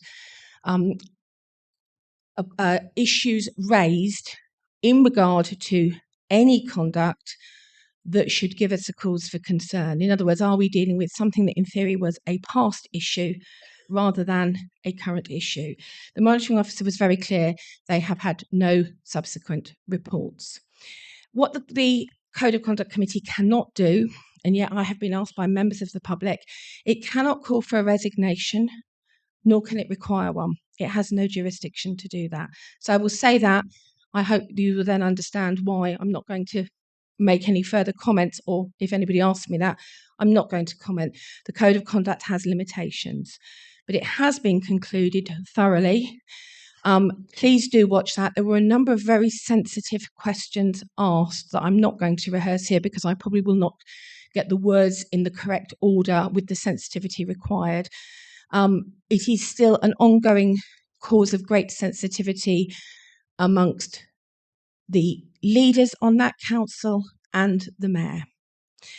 So we have a conclusion. We now move forward.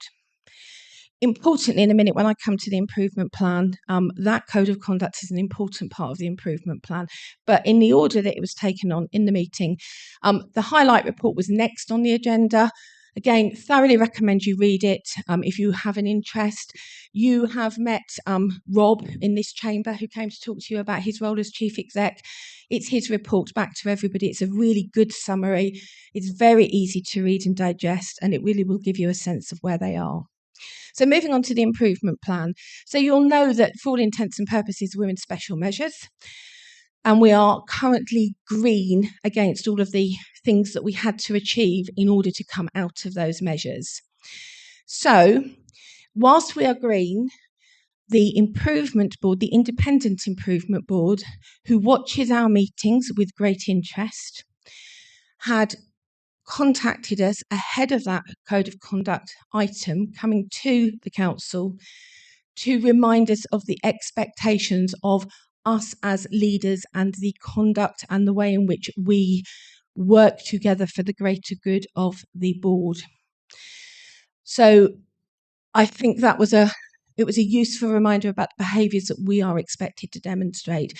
If we want the combined authority to succeed, we have to find ways of collaborating and pulling together, despite any differences, despite any history. And that was made very clear to us. So, single assurance framework is a key part of that improvement plan. We had to have that in place and approved in order to meet the requirements of that improvement plan. That's been approved. That's another tick in the box, something else we've managed to do. We've got revisions to the constitution at the combined authority and a new scheme of delegation in line with that single assurance framework, and that also was part of our improvement notice. Corporate performance report. There have been significant improvements in terms of what is required of us, but it's clear we still have more work to do. And that's actually being done. It's being planned for. We're seeing that work come to fruition. Interestingly, one of the things what I will talk about on the next slide talks about one of the things that will be important to us is to unite behind a vision. Interestingly, none of the other councils have a vision. But one of my fellow councillors on the day that we had this meeting turned to me and said, what we really need is a 20 to 30 year vision. To which I smiled and said, funny that, because you'll remember our officer, Kate McFarlane, who's now at the Combined Authority, and that's exactly what she's working on to help achieve. And that'll be a 20 to 30 year vision that I hope will unite the board at the Combined Authority across all of the partners to find the things that we have in common, which will benefit all constituent partners. But we are ahead of the game because we've already got Huntingdonshire Futures. We have a sense of the journeys that have been articulated. So we are in a good place to start and be on the front foot with that discussion. Budget update. So papers came. Again, please have a look at those if you're interested in the detail. The paper I think you would be particularly interested in is the draft budget, medium-term financial strategy and consultation. So the consultation is about to launch. It will particularly cover all aspects of a budget, including a potential increase to the mayoral precept, which is a significant increase. I need to be clear, that is because there is an aspiration to reduce bus fares, particularly for that under 25-year cohort. In other words, to try and help those who might find accessing transport really difficult. Some of them are at the early stages of their careers. Some of them may not be able to afford to run a car. Some of them may not choose to. But that's the Mayor's aspiration. So that's part of the consultation, and I certainly will be interested in hearing thoughts across this chamber, but perhaps not for tonight, because otherwise nobody will get home this evening. But please encourage people to have their say in the consultation, and I'm equally happy to hear comments. Appointments. There have been a number of changes of personnel. This is as part of the restructuring you heard Rob talk about in terms of officers now coming into permanent posts and forming part of the permanent team. And again, that's welcome. It's an important part of the improvements. Close to a lot of our hearts, and I'm looking at some of the councillors in this room who I know have long championed the need of those leaving care, it is being recognised as a protected characteristic, and the Mayoral Combined Authority is recognising that in all of its policies. Again, something incredibly welcome. Local transport and connectivity. I was so keen to tell you it had been approved, I missed off the last word. It should have said plan. LTPC, you'll hear it referred to. Please have a look at it. Councillor Gardner, I would like you to count how many times the word rural appears in it. I think I should personally get credit, although Councillor Bowden in Fenland would say that he has equally got the same repeated conversation that he has with officers, where the priority isn't can we have a bus shelter, it's can we please have a bus. But please do read it. There is a large section on Huntingdonshire. I have to commend both Councillor Davenport-Ray and Councillor Wakeford.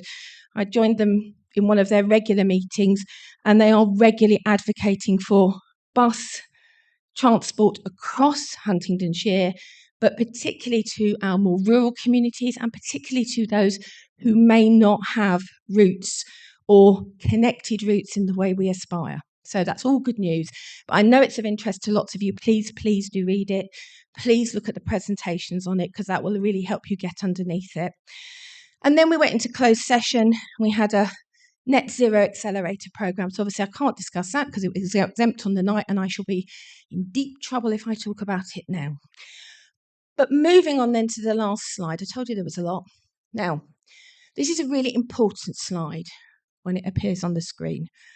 So, of course, you've all read the devolution technical paper of Level 4 devolution framework, haven't you? No? Oh, I'm very disappointed. However, I'm hoping you might have heard it mentioned. It was part of the autumn statement. Lots of the combined authorities have been watching this with interest.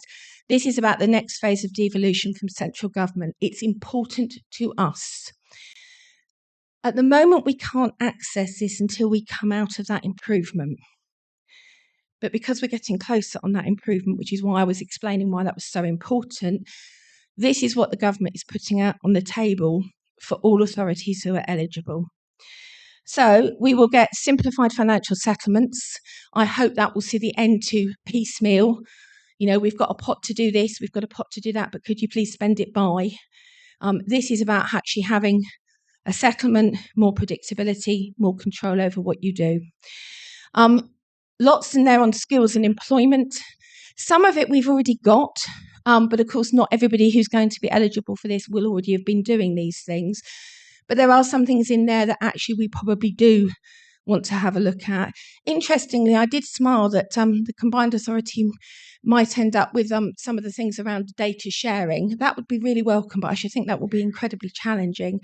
But it will really help us to know what our skills and employment look like, and actually to be able to pull that data together from a number of different sources. Lots in there on housing and land, lots obviously around about affordable housing, but also some interesting things in there about contingency planning. I'm not quite sure how that got in with housing and land, but these are new powers. As you'd expect, lots in there on transport, lots of things we would recognise, but key. The last sentence I think is particularly interesting. This is all literally out of that document, that it will also look at pavement parking. Now, Councillor Butel, how long have we been talking about pavement parking and CPE? And finally, it might be a devolved power to the Combined Authority, and they're going to be a bit late to this game because anyway. So yeah, that made me smile. Net zero, climate change and natural capital. Again, lots of things in there you'd recognise. Lots of this we're already doing. Innovation, trade and investment.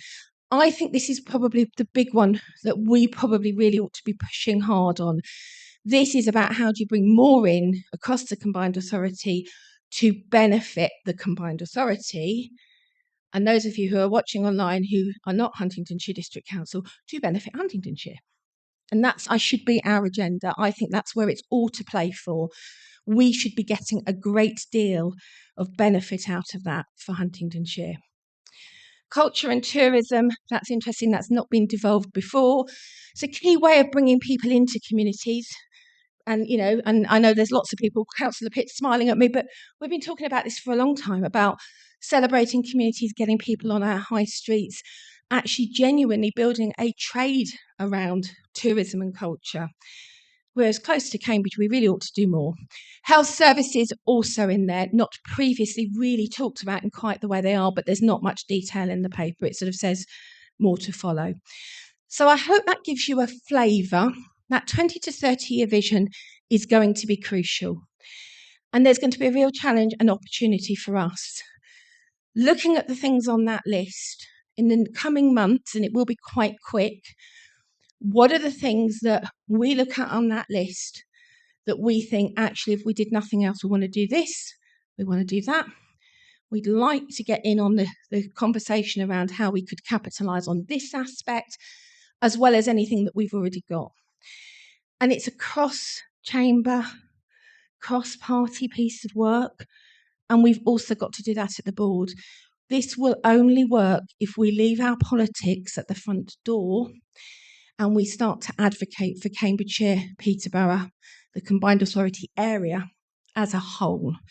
And that is going to be a challenge. We're entering a politically exciting period, depending on where you are in the world and how excited you feel about a possibility of a general election. Not sure I'm feeling that excited. But actually, the danger is that will derail our ability to work collectively for the greater good of the combined authority and therefore to benefit Huntingdonshire. So I say at this point, members, when you watch me on camera, there will be times when it would be very easy to make a cheap political win and score a point. And trust me, sometimes it's quite tempting. But actually, what I have in my mind the whole time I'm around that table is what benefits Huntingdonshire, what benefits our residents, and that's the prize. That's the focus of why I'm there on your behalf, and that's why I will try and stay out of the party political element that can be part of that board and stay in the what do we need for Huntingdonshire. So I'm happy to take any questions. I'm particularly interested if you've read that, but really I just put it there to hope I hope share with you some of that journey that we've been on, and importantly the journey that I'm looking forward to us going on together. Councillor Niche. Thank you, Chair.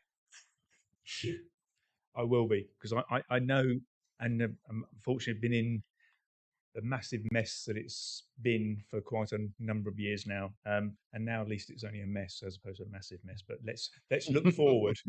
Let's look forward to the Christmas cake, shall we say?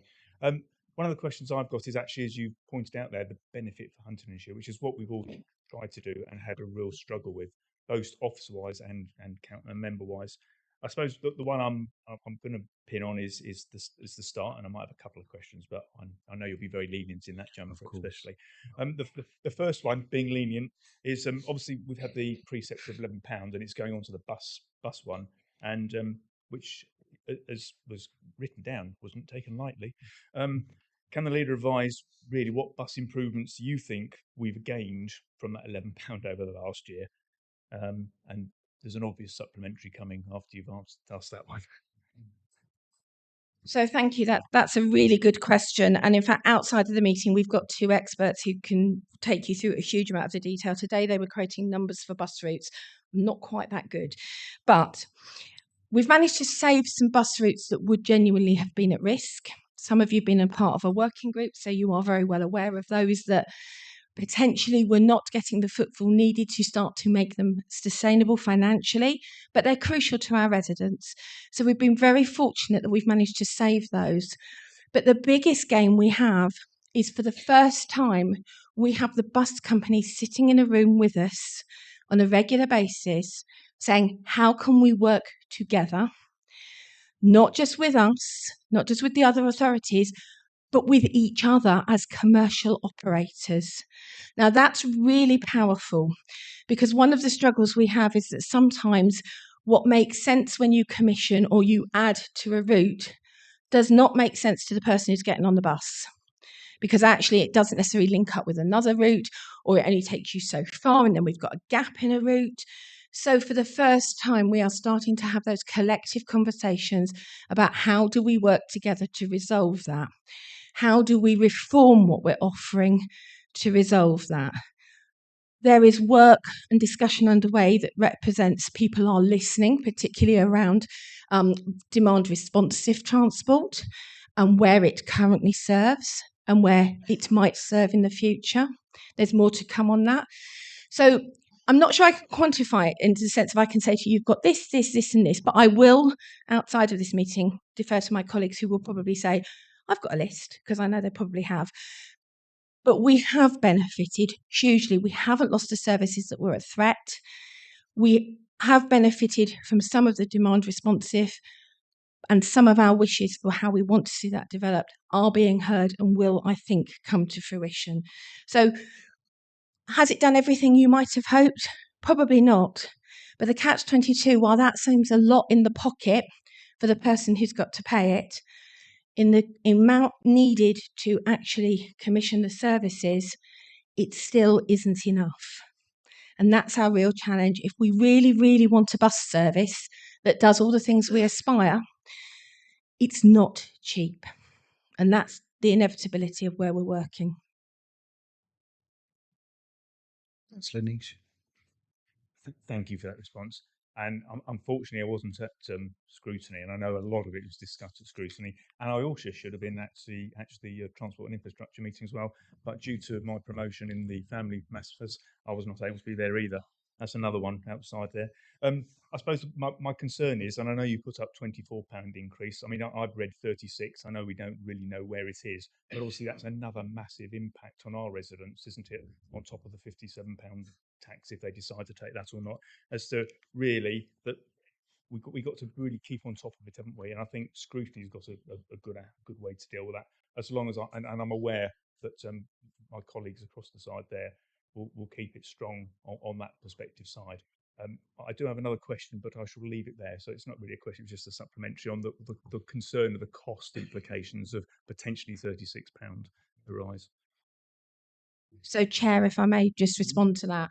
Spookily, it was almost as if you were eavesdropping on the conversation I had this morning around buses with officers and as part of our team. As we go through the process, as you know, as we go towards Christmas, we start to get clarity about what everybody else is thinking about their own budgets. So we are now starting to have clarity about what county might think that they want to do. We've got the mayor giving us some suggestions about where he thinks he might be proposing and wanting to go out and consult. Obviously, we will have our own budget coming through, but we've already made some assumptions about that in the MTFS. So we already know that there will be some increases for us. And of course, we know that parishes are setting theirs, and we are starting to get news about what those might be as those meetings come through. You get all of that, then you get police, you get fire. The messages at the moment, I have to say, are looking, from a personal point of view, collectively they are uncomfortable. But you've got to remember the real challenge is we are increasingly having to deliver services and more services with less. And actually, to a certain extent, therefore, our system says the only way you can do that is effectively to put this on as a precept. Some of those things we are consulted on, some of those things we're not, some of those things go through our process, some of those things happen outside of us. And you'll remember how little of that collective bill that lands on somebody's doorstep actually comes to district. So I have signalled today that I think the precept that the mayor is proposing and consulting on, it will be interesting to see what the public appetite might be, and also what our collective view in the political world might be as that clarity emerges through the budget process in terms of what we know so far and what we'll know in early January.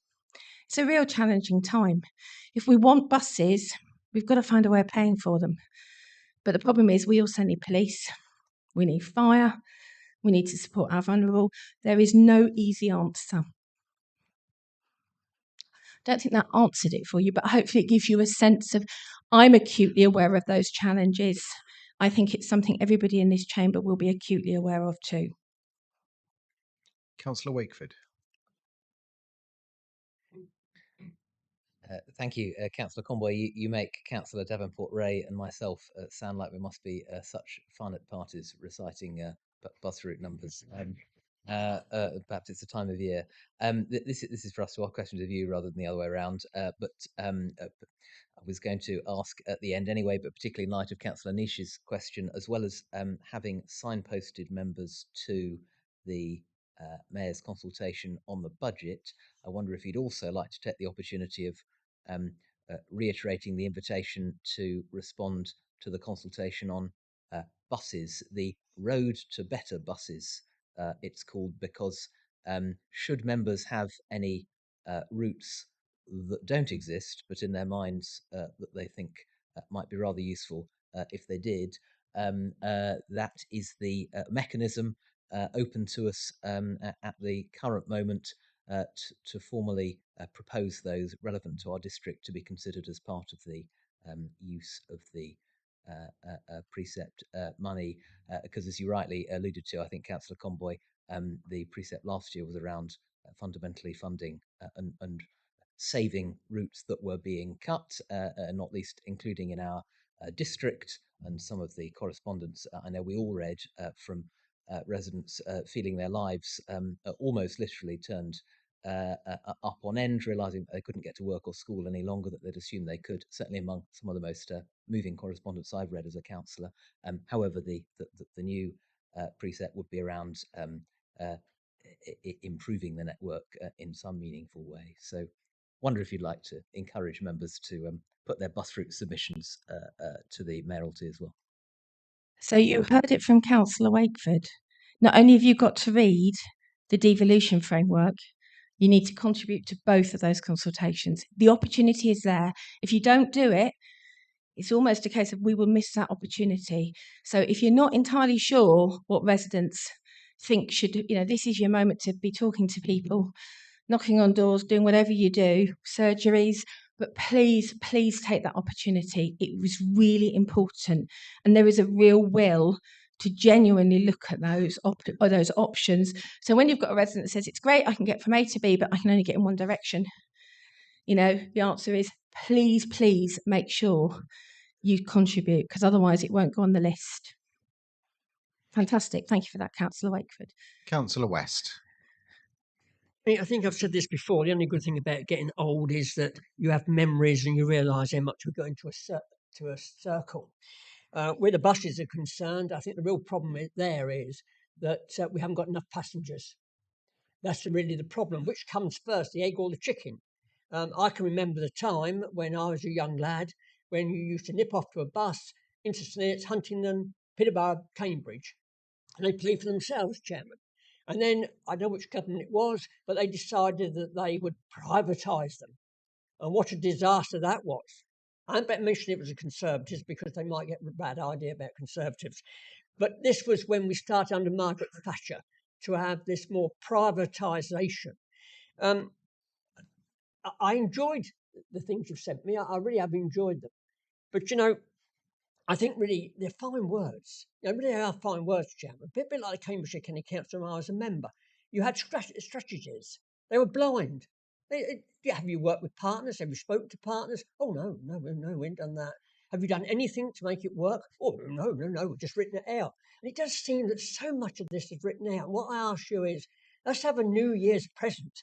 Let's start finding out what outcomes we really had from the combined services, because all I can think of is a footpath in Sawtry. No disrespect to Sawtry, fine people there. But I would have expected more for Great Paxton. I would have expected more for that ward. And also, another thing, Chairman, which I do find so frustrating, is that we seem to be getting less, but we seem to be paying more. We've got £57 for the bin. Okay, we can argue about that another time. Then we've got another precept of £24 for a bus. It just seems to me you're paying all the council tax you're paying, etc., etc. We're paying all the tax to government, and we seem to be getting less. And I think, strategies are great. But what I ask of you is, I want you to say to me, Councillor West, shut up. This is the outcome for Huntingdonshire. This is what we delivered for your residents. And I'll keep quiet. Thank you, Chairman. If I may, Chair, Yeah, Councillor West, I would never dream of telling you to shut up, ever. But I love the way that you bring this to life. The answer is, I don't have that list, but I think that's a list we should be asking for. But to do that, we need the list with it of what we want. And that's the real challenge, because it's no good just what have we got. Actually, what did we ask for? What did we want? Does it match? Some things we will ask for, we won't get, because other people will get them, or the money may well have other criteria. But we are benefiting from a lot of that work, particularly around market towns. There's a lot of things that's happening. But my aspiration is actually to be able to say to each and every one of you, what have you seen across the region that your community benefits from? And some of that will be big stuff. Some of it will be around economic growth. Some of it will be around transport, but some of it will also be about skills, employment and opportunity. So in other words, it's a wide range of things. But I think that's really important. I know that the chief exec shares that view, the mayor shares that view, And I think board members are realising that actually if we work together, we can actually achieve more collectively. We all want to tell that story for our own particular councils. There will be some things which will be in neighbouring authorities, but councils, but will benefit Huntingdonshire. And there'll be some things that we won't benefit from. But globally, that's where we need to be. That's where the combined authority is supposed to take us. It's struggled to get there since its inception. I'm ever the optimist. It has to get better, Councillor West. It is getting better. I can see a change in the time that I've sat on it, but we need to articulate our ask too. So that's my invitation to all of you as members, right across this council. What's our ask and how will we know if it's being delivered? And I could say what the ask is on all of our behalves, but actually I'd like to hear from you through our mechanisms so that we articulate what the delivery looks like. Councillor Golson, did you have a comment to make? No? My informant has given me dodgy information. Councillor Gardner.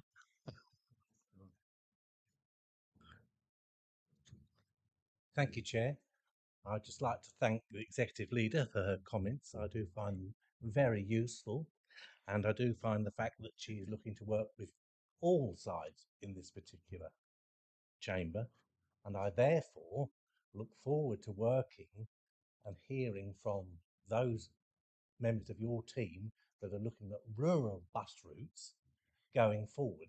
To date, apart from sitting on the bus committee that you spoke about earlier, I haven't heard anything from those councillors that are dealing with bus routes, so I do, particularly in rural areas, so I look forward to hearing from them and seeing what their thoughts are on what they've been putting forward to rural areas, because I do believe that they need to be talking to all the rural councillors to know precisely what we know we need to be doing with regard to buses in our particular area, because the complaints I get is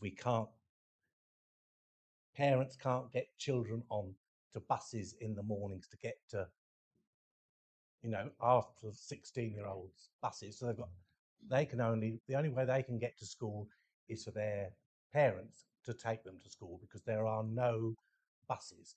Pensioners can't get to doctors, they can't get to shops, they can't do anything. They are totally and utterly isolated. It's not like living in a town where you can get out and about that much easier, and the cost of a taxi is not as steep. But you live in a rural area, you are totally and utterly isolated if you haven't got a car. So I need to see what you are doing to help in that fact. And I look forward to, Councillor Conboy, working with you doing that, and hopefully what you've said will come to fruition, where we all work together, because my aim as the councillor for Alconbury is to do the best I possibly can for my residents, and that would help going forward on everything. So I do look forward to that going forward, and I'm quite happy to work with you to show that we do work together, but it's got to work both ways. You have got to come to this side and say to us, we're doing this, because until you actually tell us, we don't know. This was the first I heard about it tonight. So I do look forward, going forward, to sorting out the bus services in rural areas across the whole of this district, not just my particular ward. Thank you very much. So thank you, Councillor Gardner. Two things then. Firstly, the bus working group had representatives from each of the political groups. The people on that, we need you to be talking across your group, not just for your ward. You need to be talking across groups, because otherwise we've got to have a conversation literally in a room like this where we're physically all in the room. And lovely as that is, that's sometimes a little impractical. So can we use that, please, as the mechanism to bring the issues, because some of them will be thematic, some of them will be very, very specific by location. But that's our mechanism for trying to do that.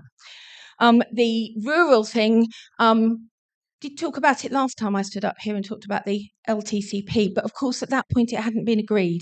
So now we've got to get agreed. Please look at that. It's written all the way through it.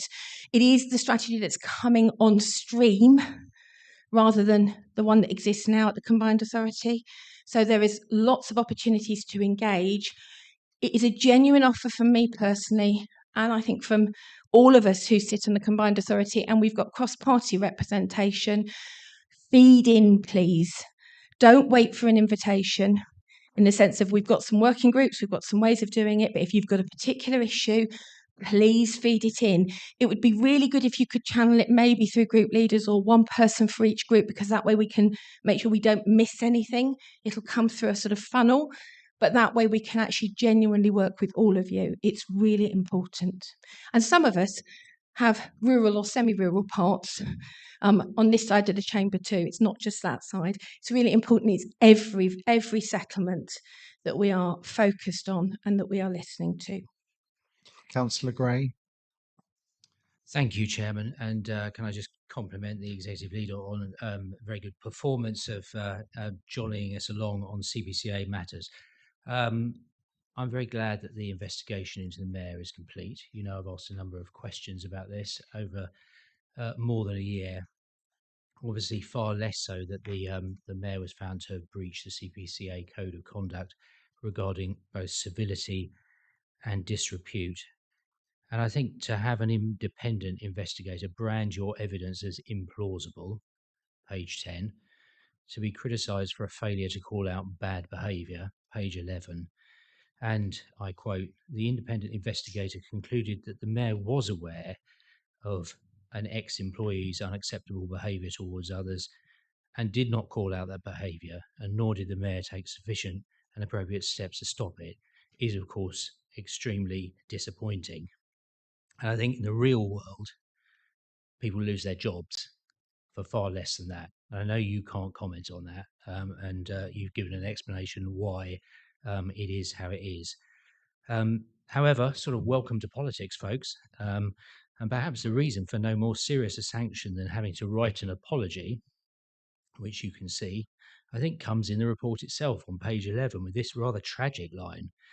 The disrepute he inflicted was upon himself in his role as Mayor, the political leader of the CBCA, due to his lack of leadership. And I have to just say and conclude by saying how very sad that is. And as far as I'm concerned, that's the end of the matter. Let's move on. I'm very glad that Rob Bridge was here last time. I'm very glad that this is now out of the way. So it would be unfair to ask you to comment on that because I think it would be a waste of everyone's time. So my question is probably along similar lines to one that's already happened, which is if 12 times 0 equals 0, why should 36 times 0 be any different? And I think you understand the significance of 12 and 36. That's me. Thank you very Microphone doesn't want me to answer that question. I'm not sure I'm actually going to answer that question. I take your point, and I think perhaps we will leave it there for this evening. But I take your point. If you wish to follow further, that's fine. Well, I do want to follow further because we've heard plenty of comments this evening about the cost of living. And I think the idea that the CBCA is going to increase their precept by 200% is frankly outrageous. If I wanted to get a bus home this evening, and I'm sure you'll be able to tell me which service I should be getting, but it's the 400. Well, for a start, I'd have had to have left 4 hours ago to go home 13 miles. It would have taken me an hour to get to Stow Longer and a 45-minute walk across some fields to get to my house. There are no buses. And I've not heard anything this evening that suggests there's going to be more buses. I can see that there's going to be buses protected. I can see that there's going to be bus fares reduced. I can see that there's going to be improvements to climate and the impact on climate. But what I'm not seeing is that there's going to be some radical sea change. And for the reason, frankly, that Councillor West has put out there, which is that the demand for a radical sea change doesn't really exist, if we're honest. So the question that I've got to pose to you is, are you going to stand up and not go along with a 200% increase and represent the people of Huntingdonshire in standing up and drawing a line somewhere around what is frankly an egregious amount of money. So thank you very much, Councillor Gray. There is a public consultation. I need to hear what the public say. I'd like to know what the members in this chamber also think. We've not had an opportunity to discuss that. And then I think once we understand that, then it is easier to take a view.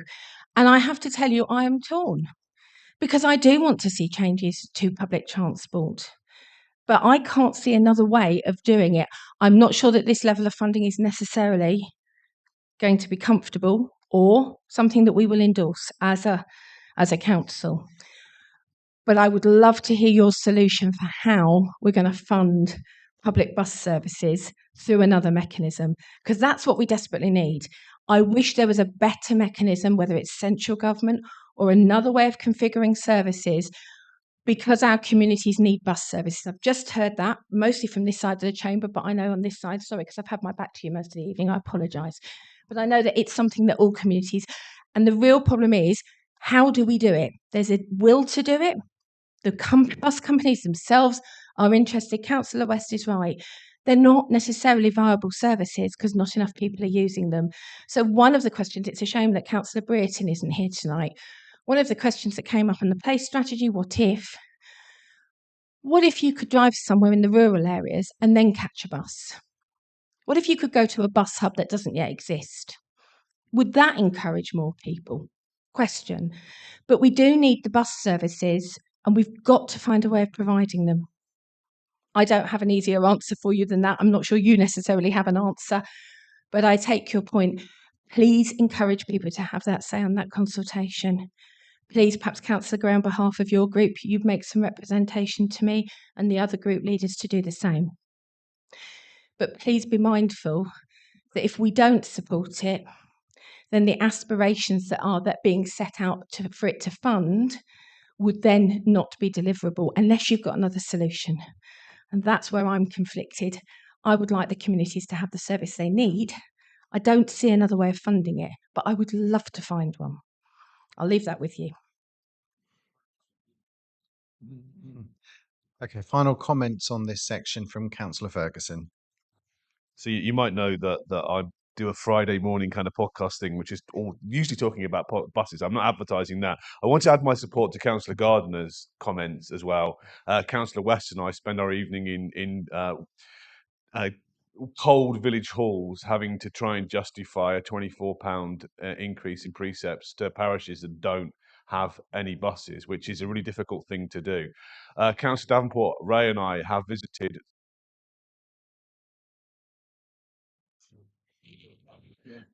three of them. We've visited Stagecoach, we've visited Whippet, we've talked to Vectair as well. And the message for all those companies is that rural bus services are not commercially viable and have to be done through subsidy as well, which is an important message. But I think for our rural communities, there has to be some quid pro quo. So yeah, I'm in favour of this bus precept as long as it starts delivering bus services for the communities that we represent. So thank you. Heard and understood. Thank you, everybody. I won't tell you that it says please try to stick to 20 minutes for this item. Oh, I did. Apologies, Chair. No, it's fine. May I sit down? You can. I'll now invite Councillor Niche to provide a brief presentation on the activities of the Overview and Scrutiny Committee. And brief questions. I've got slides. I've got slides. Go. Thank you very much. As you might have noticed, I'm not Councillor Hassel. I'm the better side. And as a caveat, that was the first one. And the second one is I didn't attend the Overview and Scrutiny Committee meeting. So if you look at the first slide, which is on the next one after that, budget. Thank you very much.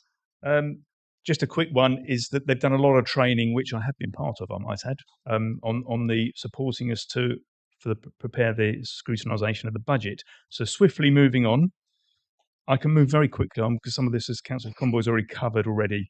And as you can see in there, that they're doing the Overview and Scrutiny a deep dive into some of the other issues that are still going on, like positive culture of work and stuff like that, to try and tease out all the issues that have been going on. So I'm not going to go too much into that. One of the main issues they've got is right at the end on section 5 there, is that there is a positivity there, but it is still, as it's put in there, very fragile because there's a lot of new members in there, and it makes it very difficult. Next slide, please. God, I tell you what, it's good this is. We've already gone through that.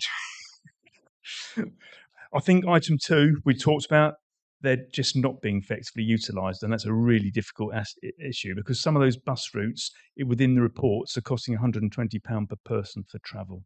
Ting itself at the moment seems to be fluctuating up and down 42. I know they're looking at altering that because a lot of the Ting stuff is being done in St Neots. Apologies to St Neots, but of course they're ones that stand at a bus stop and waiting for 1 and 4 turn up. Whereas in the rural areas, we don't get any. So I don't really know where the scrutinisation has gone within combined authority to say, why are we still allowing that to happen when actually Ting should be utilised in the areas where there aren't buses? Not for me to answer that one. We've talked about raise of that, talked about ambition, don't forget the ambitions. Long-term strategy we've heard. I'm going to move on. Questions? The battery here has survived, only for me. I think it was going elsewhere. And I've got a question for you, Chair. It seems I have a question. Not strictly a question about the meeting, but if you didn't attend it, you wouldn't be able to answer it anyway. But with reference to that comment, I wonder if you would be pleased to know that for exactly the reason you've said, we have encouraged the combined authority to iteratively improve the Ting pilot to focus specifically on journeys for rural residents not already covered by scheduled bus services in, for example, the market town you mentioned. Thank you, Councillor Hake, for that short response. I am aware that some of it has changed and they're looking at some of those other ones. Councillor Davenport-Ray. I'm aware that the Overview and Scrutiny Committee has decided to start rapporteur roles. Do you have any feedback from other committees? Having just got back from being away, the answer is an easy one. No, I haven't. But at the next scrutiny meeting, I'm going to find out what happened from that perspective, because I am one of the rapporteurs for transport and infrastructure. Any further comments or questions? Bless you. Thank you very much. Now, on behalf of Councillor Corney, Councillor Boutel will provide an update of the activities of the Audit and Governance Committee. Chair, if I could be indulged, I'll make it from here rather than come up to the podium. Councillor Corney was unable to attend at the very last minute, so I don't actually have his report to hand.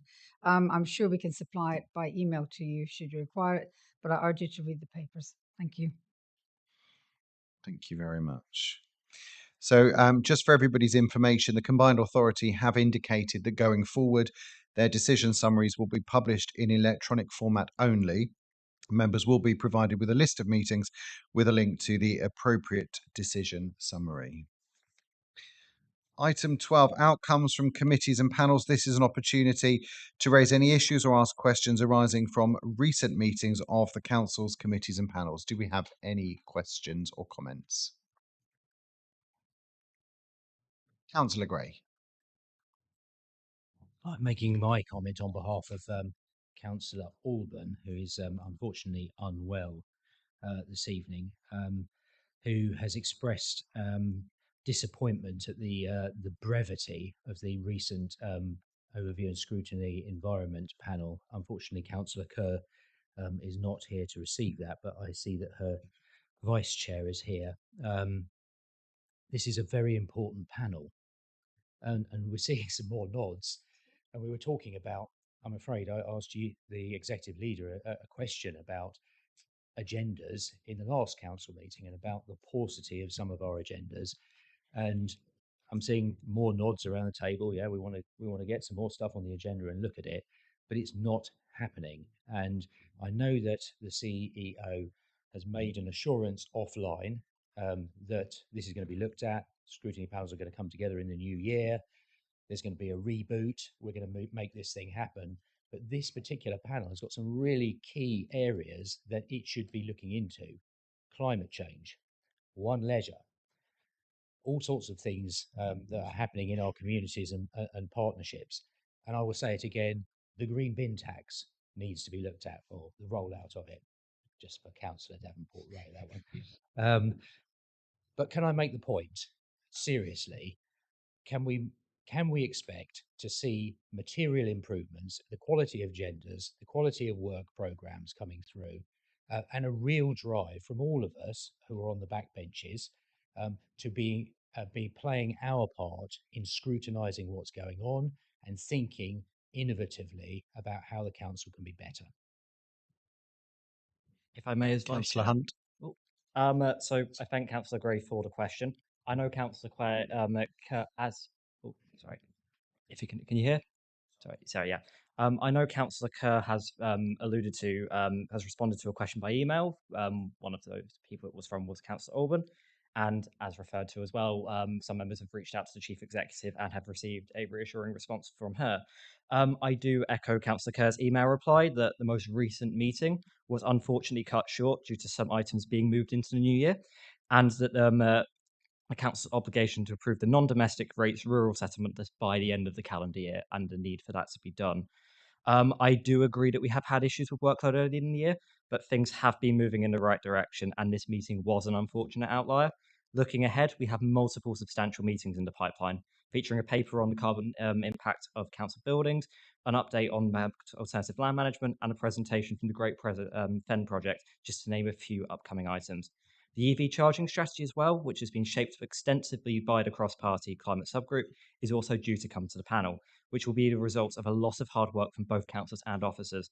This was due to come to this month's meeting, but was unfortunately delayed from what I have been told. I am aware that members on both sides have raised possible topics to be looked into the panel, and it would be good to take these forward where there is a clear role that HDC can play in these issues. However, there are unfortunately issues which panel members may have a keen interest in, but where HDC cannot effectively do, enable, or influence. And as such, these aren't effective items to take forward into the ONS process. I'm happy to speak with members, and I'm sure Julie would as well, to see where topics could be taken forward or how we could shape these into something that could be taken forward. And I do hope that a substantial improvement will be seen from January onwards, as we've seen on the forward plan. We have a very chunky agenda for January, and a very chunky one for February as well. And I will be working with Julie to make sure March is the same. Thank you. Michelle, did you want to add to that? Thank you, Mr. Chairman. And yes, it was just to confirm to Councillor Gray, I have spoken to Councillor Orban, and you do have collectively have my assurances that scrutiny is a valuable function of this council, and it is regarded as well, and you will see a different approach post-Christmas in terms of content. Thank you. Any further comments? Councillor Hodgson-Jones. Thank you, Mr. Chairman. I just wanted to make a comment about the meeting of corporate governance at the end of November. Now you'll see on your agenda it says 29 Corporate Governance Committee Internal Audit Service Progress Report, Corporate Governance Committee Progress Report, and then Corporate Governance Committee Effectiveness exempt item. The actual substantive items on the agenda, which were not exempt, were very short, but the one that is exempt was actually a very substantial item, which is a discussion about how effective corporate governance is and how important corporate governance is for this council. And I'm very pleased to say that we had a very positive discussion, and I know the Chief Executive was there, very welcomed the fact that we allowed him to stay in and into what was supposed to be a private session. And there may have been some questions about whether there were better ways of doing this rather than doing it as a Part 2 item.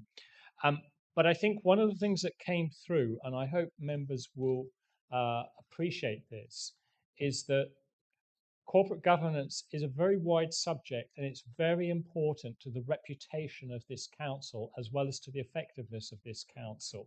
And it's important that it's treated seriously. And what it may mean is that not only do we look at and improve and change the way that the Corporate Governance Committee works, but we need to look at the way the whole council works. And that may have implications for the council's constitution, for the structure of our committees, for the way that our committees operate, and having just listened to the previous question from Councillor Gray, I personally think that we need to look at how we can strengthen the scrutiny function in this council, but that probably needs more than just tinkering with agendas. It actually needs a radical look at how our scrutiny structure operates and what the structure and purpose in terms of reference of the committees are. And that too needs to be part of a review of our constitution. And I welcome support from all sides of the council to provide input into that review in due course. Thank you. Any further comments? Moving on to variations to the membership of committees and panels. Can I invite group leaders to report on any variations to the membership of committees and panels if necessary? Councillor Conboy? Councillor Gray? Yes, please. Councillor Graham Welton from ONS Performance across to ONS Environment. And moving in the opposite direction, Councillor Stephen Corley from ONS Environment to ONS Performance. Thank you. Thank you. Councillor Sanderson and Councillor Wakeford. Councillor Davenport-Ray? Thank you, everybody. This brings us to the end of our agenda, and with that, I would like to thank everyone for their attendance and contribution, and also to wish everybody a very Merry Christmas and a Happy New Year. And with that, the meeting is now closed.